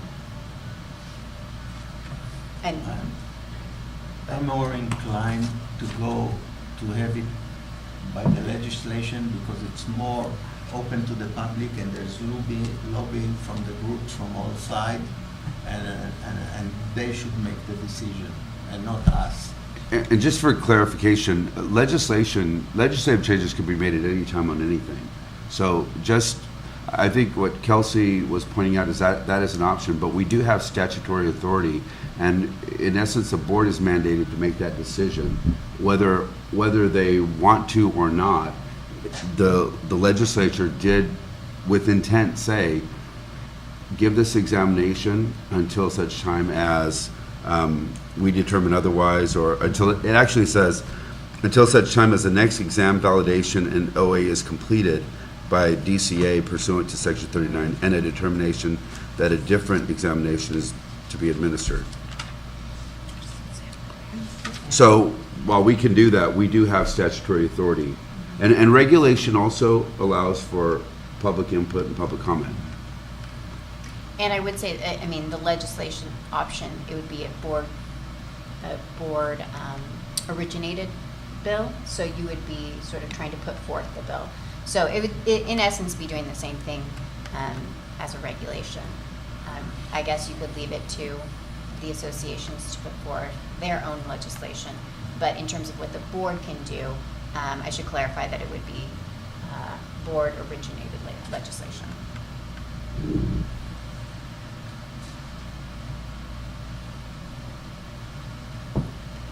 If the board agreed on regulatory change, what would be the next step? So I think that I think the board needs to make a determination as to whether or not a different examination should be administered or the same examination should be administered.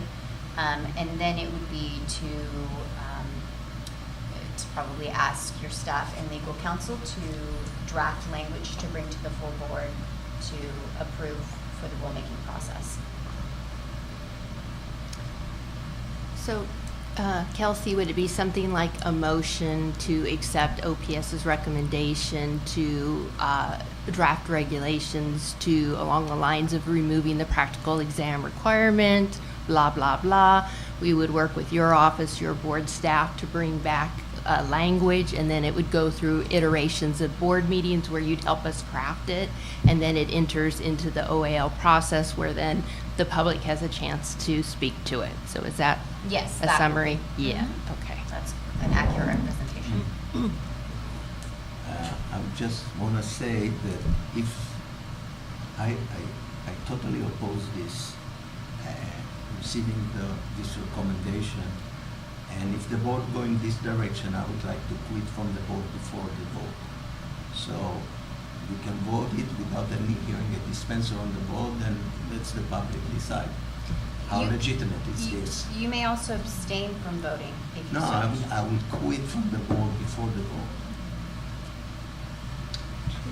Can I ask, what's the time frame for when we would be able to fill seats for the vacant audiologist and hearing aid dispenser? What's the time frame for that? Tracy, do you have any additional information from what I have? Yeah, I don't. I'll tell you, we graciously ask appointments in our board and bureau services regularly. We remind them and so forth. But again, the governor's office is just extremely busy, and they're doing the very best they can. And I would, if I may, I like the idea of abstaining rather than leaving the board, because your role is there's much more to the board than this one piece. And as Paul has said, this is going to evolve through the regulatory process and the hearings, and it's a good opportunity to be able to provide feedback into the regulation and again how things evolve. So, you know, I want to encourage you, this is a process that does not happen overnight.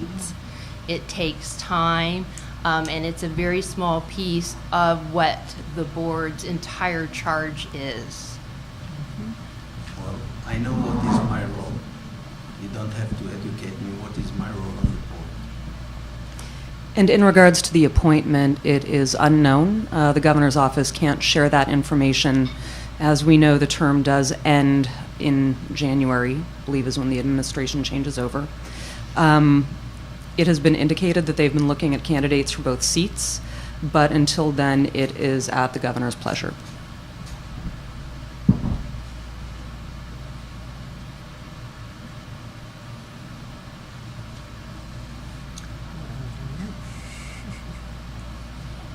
What's your recommendation? Oh, I don't have any, I don't make any recommendations. So, next step. It's up to the board to It's decide. up to the board to determine what they want to do.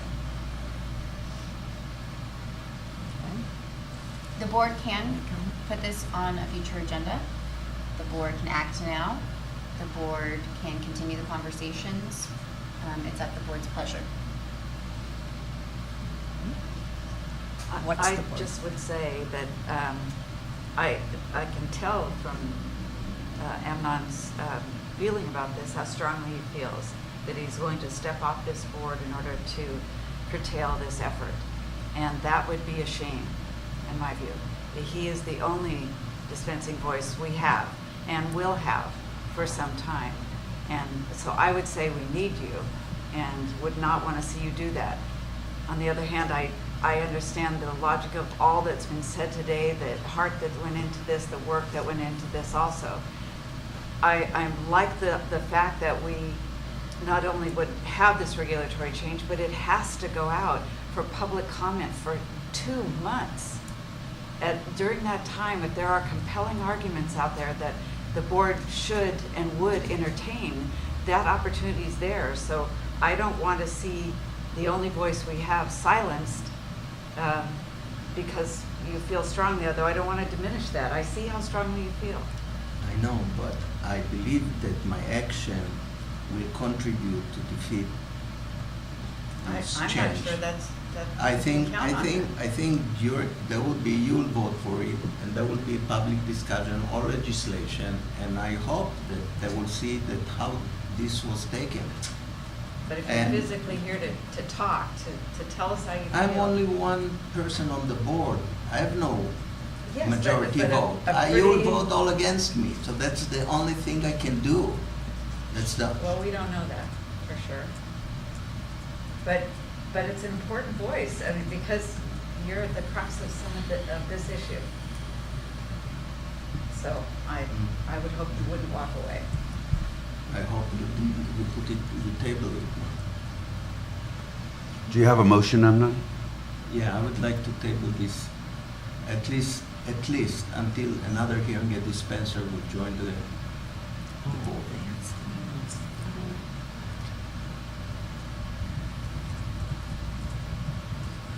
Now we can have You moved. discussion. Yep. No, Was there now- a second? Yeah, Is that's there a right. second?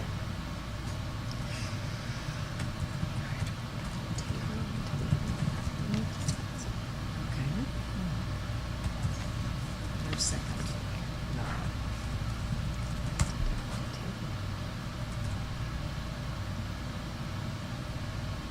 Ask if there are any other motions. Any other motions? Okay. Are there any other motions?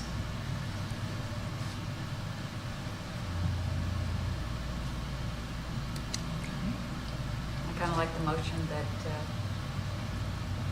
you put forward, if I can say it so articulately as you did. Darn.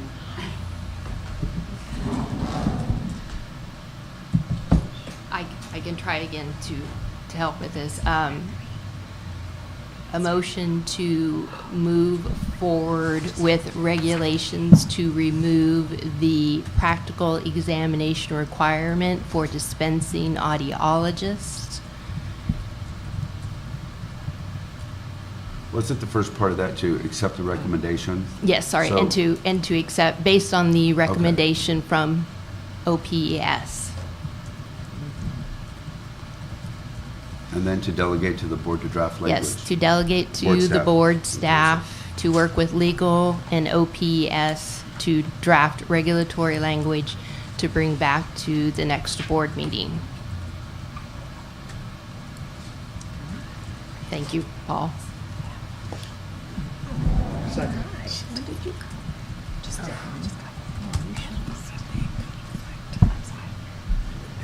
It is. It has been. Yeah. Right. It has been moved and seconded, so is there any further discussion from members of the board? What was the motion? I'm sorry. As she just read. Marcia, you wrote it down. I'm Do you trying to want write as read it? fast as I can. Okay. Okay.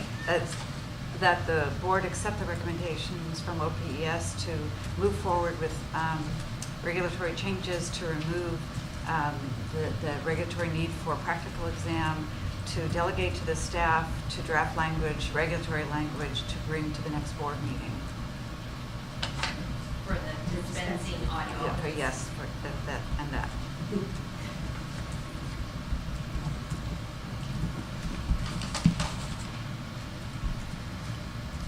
Second.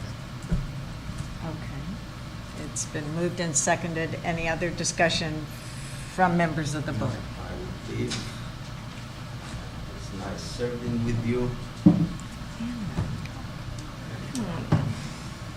We'll be in touch. Thank you, guys.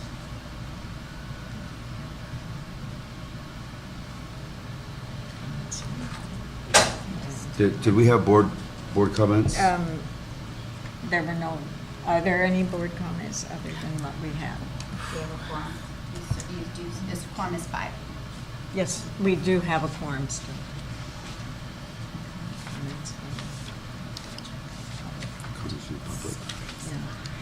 Are there any comments from members of the public who are present? And we'll call for the question. I'm going to abstain. I just walked in. I'm sorry, my train came in late, but. Okay. I vote to approve, and I also wish to thank you for your hard work. I vote to approve. I vote to approve. Yes. Yes. The motion is passed.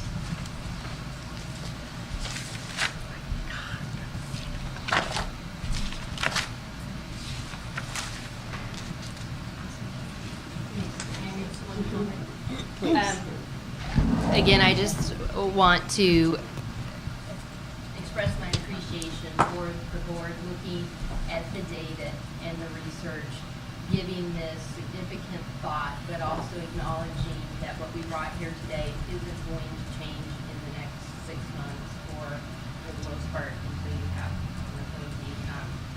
so I appreciate the difficulty and again the consideration, and I'm hoping that at some point Paul will allow me to use your board as an example, as I do with the Architects Board and the Board of Behavioral Sciences and our other model programs. It's nice when I can throw these examples out at a board meeting, because then the other boards go, oh, okay, we're not the only one in this tough decision or making these kinds of changes.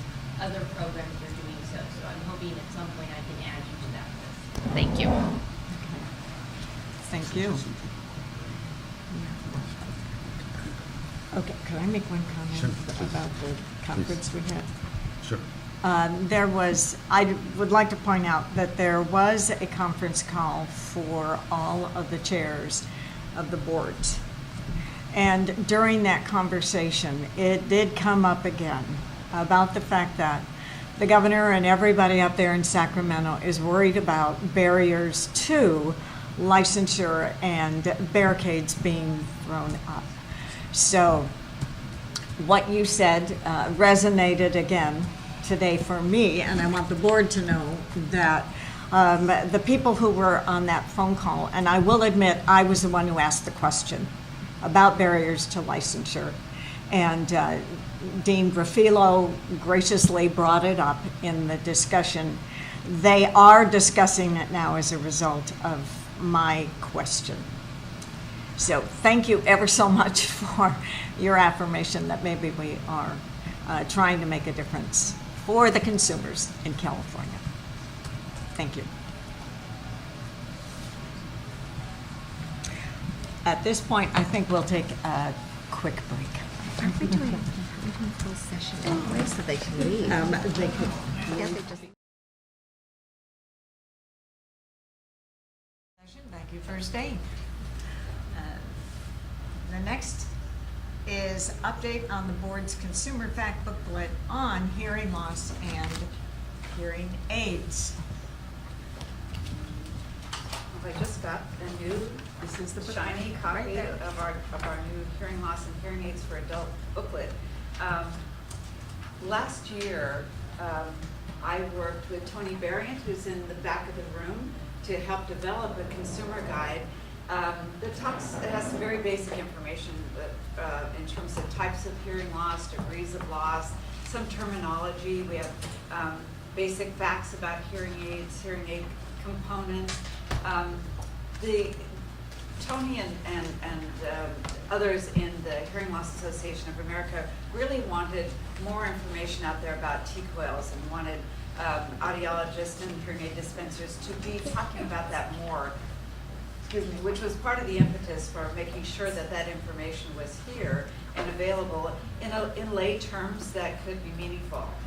We also put a glossary in the back with lots of hearing aid terms, including what an aided threshold, what is gain, if you see compression or decibel, any of those terms that we know well, but the lay person may not. So we worked together on this booklet. It went through a few iterations. We sent it out for some comment from HLAA, incorporated their wishes into the book, and it is now, as far as I know, I just learned from Tony that it's on the webpage. It's already uploaded. I think we have a few hard copies of this, but it isn't meant for hard copy distribution necessarily.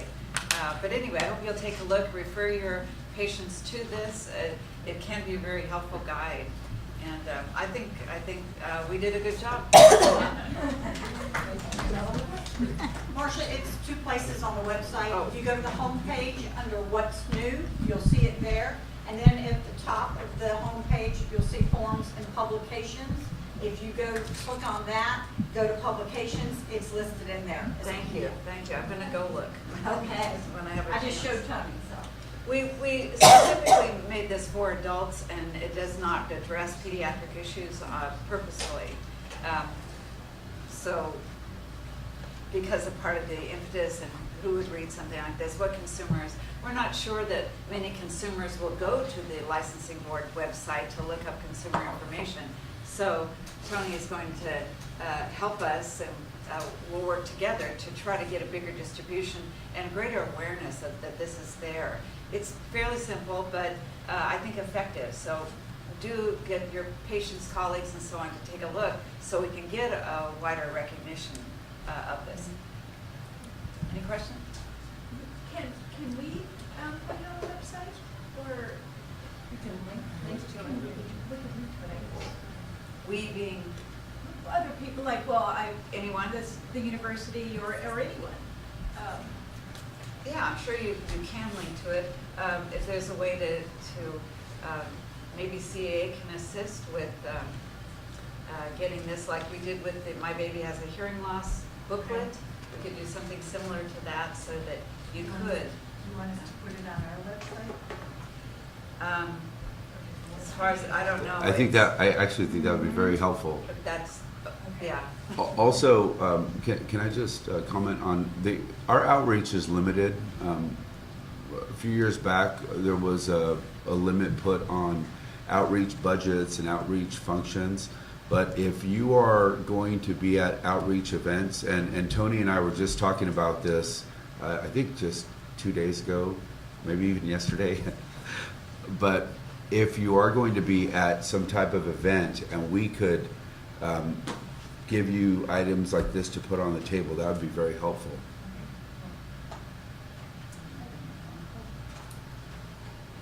Anyway, so I have my copy here if any, I'm happy to pass it around and people can take a look at it if they want. And there's a few back here, too, on the counter. Oh, okay, great. Any questions about it?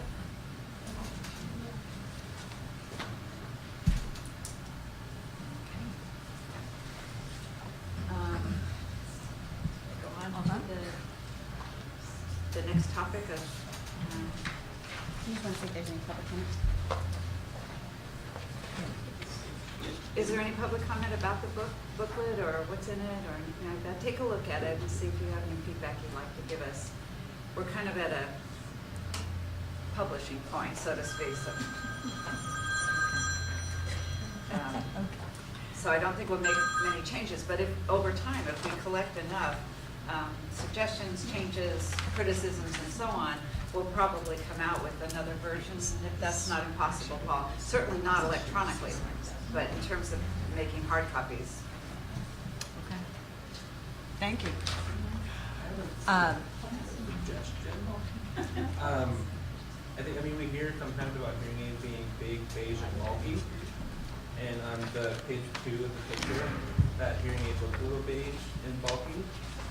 And I think that's a concern for people. I don't know. I mean, it's a picture. I don't know if you're going to change the picture on the thing, but maybe use a hearing aid that's a little more aesthetically appealing. Well, that's why the picture's on the front here, that trying to look a little more appealing. You know, we actually at one point had pictures of every style of hearing aid, and ultimately it was kind of voted down because things change, and you know, your size ear is different from my size ear, and so we ended up with just a few hearing aid pictures. But we talk about the styles in this booklet.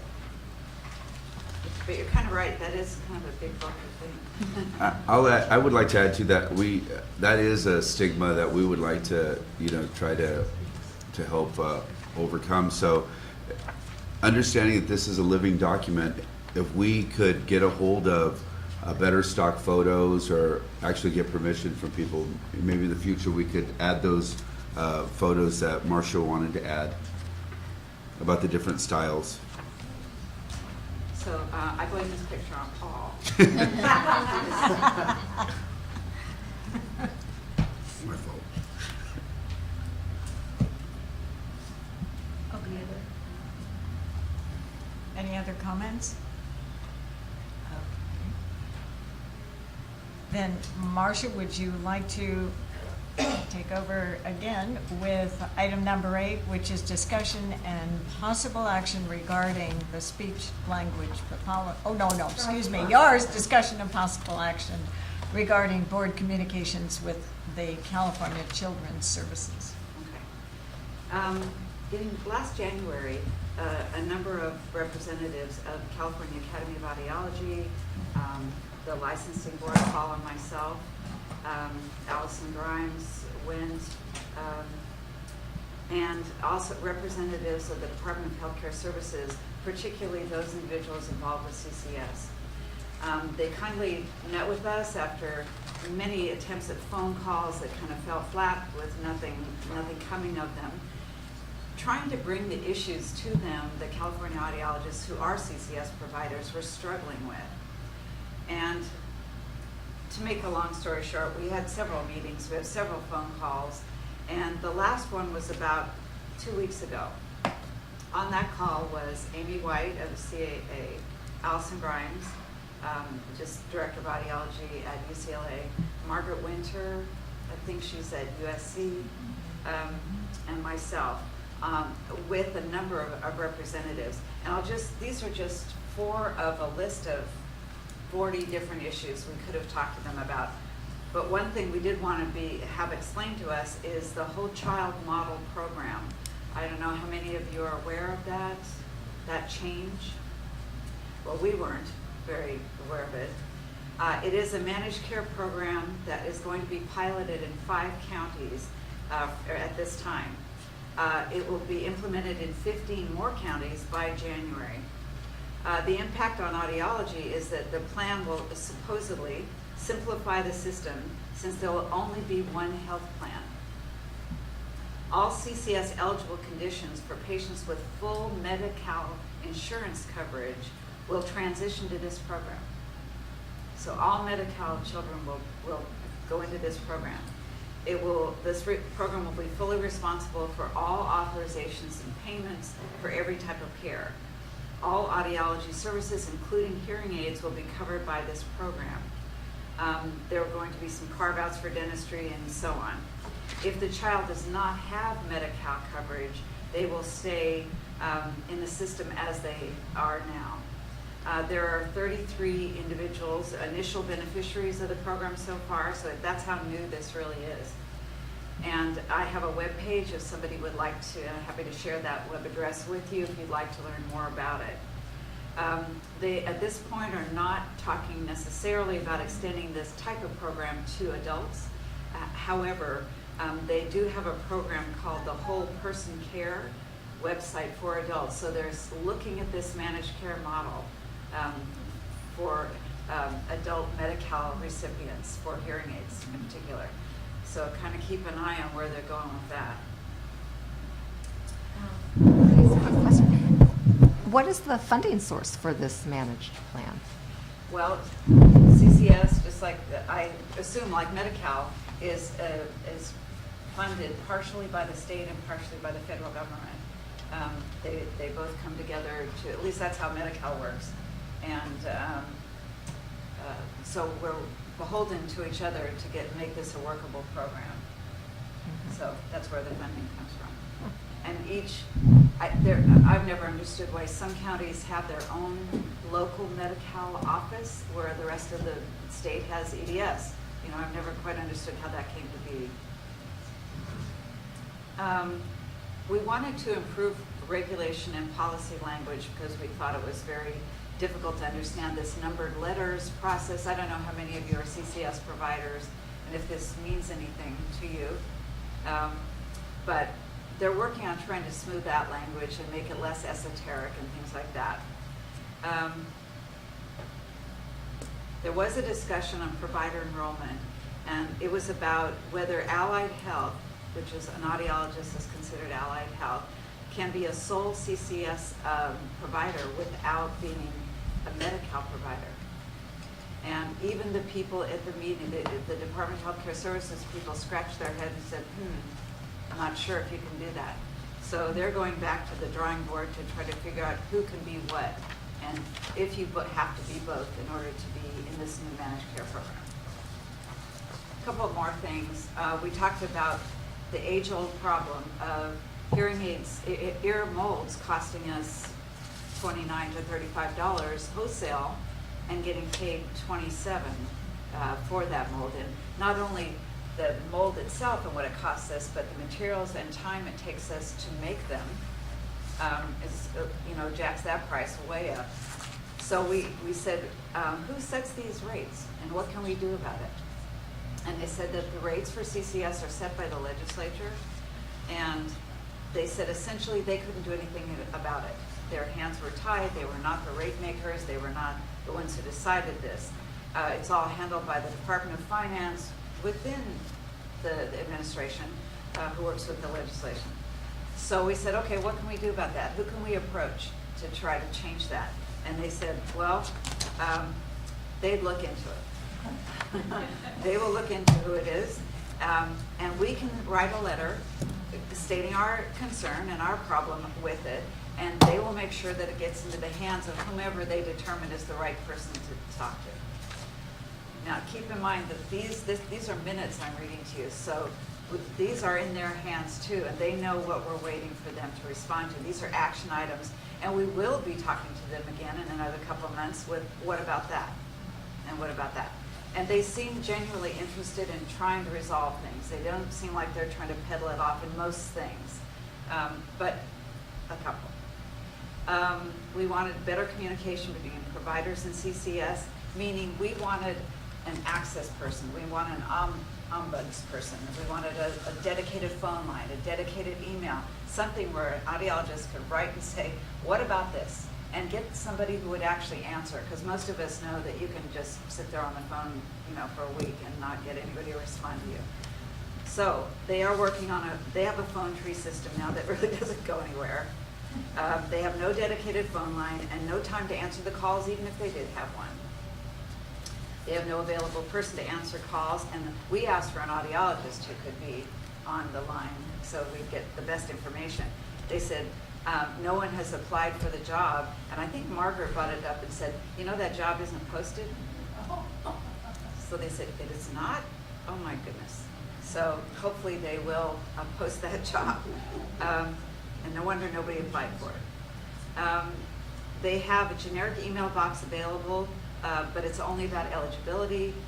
They have nothing else, but they can develop an mailbox for other questions. So 2 people from the Department of Healthcare Services will be checking on how to develop a dedicated email and or phone line for audiologists to call with their questions that somebody will respond to. That's what they said. Working on it. Oh, we said we really need to have simplify the system here. And they said that they're working on developing a new team, of which these people were a part of the new team. They have a new director, and they're going to be much more responsive to all of the concerns on all fronts for CCS, not just audiology. But they think they've got getting their act together, and we're going to be much better now. We were going to talk about getting better payment, and somehow we just never got to that. Okay, essentially we are planning another meeting. We're going to have that in probably another couple of months, and the director will be on that call. As I said, these minutes are in their hands. There are action items here that we will ask them to respond to where that stands. And we won't, there are a couple of people among us who are like a dog with a bone, not going to let this go. So anyway, I think it's progress. And thanks, Paul, for coming with us that first time. And he has much gravitas, and will get people to move, and they have. So, anyway, any questions or comments about it? Anything other issue that you want us to try to bring? Well, think about it, and let Jody know, or any other. Is it ready to post to the website now? Is that book ready to post to the website? Oh, I'm sorry. I moved on to a different topic. This. Yes, on the website. That is actually on our website. On the California Academy of Audiology. We can coordinate with Yeah, them. we will. Anything else about the CCS program? So keep an eye out for this whole child model. I think we're going to be learning much more about it. Just that depending on whatever your efforts are, this is something that we fully support, and we can offer HHP's resources to credible voices. That would be wonderful. I happen to like working on Medi-Cal, so. Yeah. Reimbursement hasn't changed in a long time, other than when you just got rid of the markup items. I think I was born when they last put their pricing rate. Probably. So it's due for that. On CCS, obviously, is what you're talking about, but if it carries over to adults with Medi-Cal, the hearing aids, it's going to be much more affected their experience. Well, definitely. We have worked with HHP before on a few things like that, and this would be wonderful to have your support. I was just going through my date book and your card fell out, so I still have it. All right. Hasn't changed. No. Okay. Any other questions or comments? Thank you. Thank you, Marcia. Now we will discuss the variable term waiver credential for speech and language pathologists, and this came up at the California Commission on Teacher Credentialing in June. Back in 2013-14, Brianne helped me work with the commission to limit the number of years that people were eligible to apply for the variable term waiver credential. Students who graduated with a BA or a BS in communication sciences and disorders and were waiting to get into grad programs could apply to the commission for this credential, and it actually did present to them they were the SLP of record in the schools. And when I started looking at this, when I first came on board, I realized some people had renewed this variable term waiver credential with their bachelor's degree, upwards of 15, 16, 17 years. So what we asked the commission to do at that point in time was set a limit. They did ask me, what would you like the limit to be? And I said 5 years. 5 years would give those people time to apply for graduate school, complete their training, and then go on and become fully licensed and credentialed and certified by ASHA. And that was put into effect.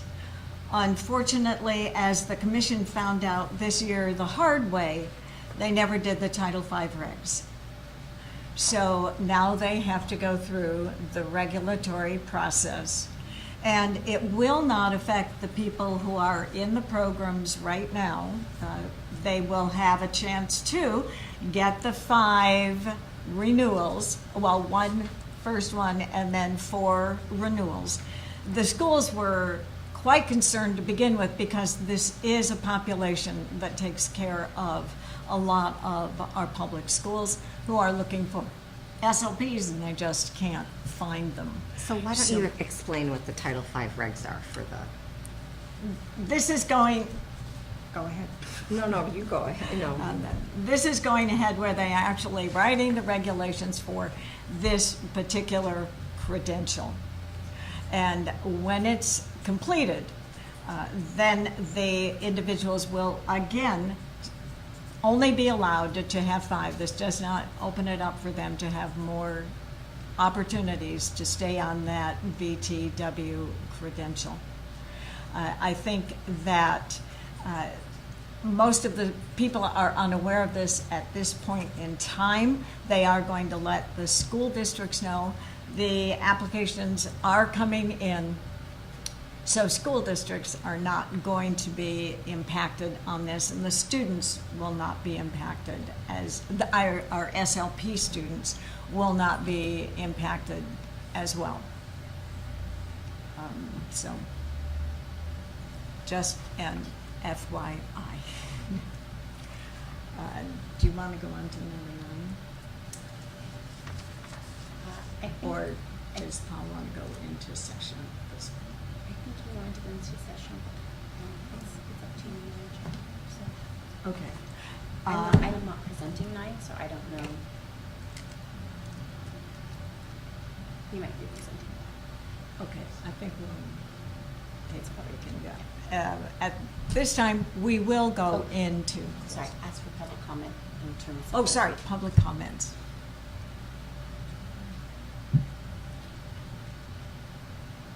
Okay. Then our next step will be, we will go into closed session. And only returning to open session to adjourn until tomorrow, correct? Right, yeah. Okay, so we'll be going into closed session only to return to open session to recess until tomorrow.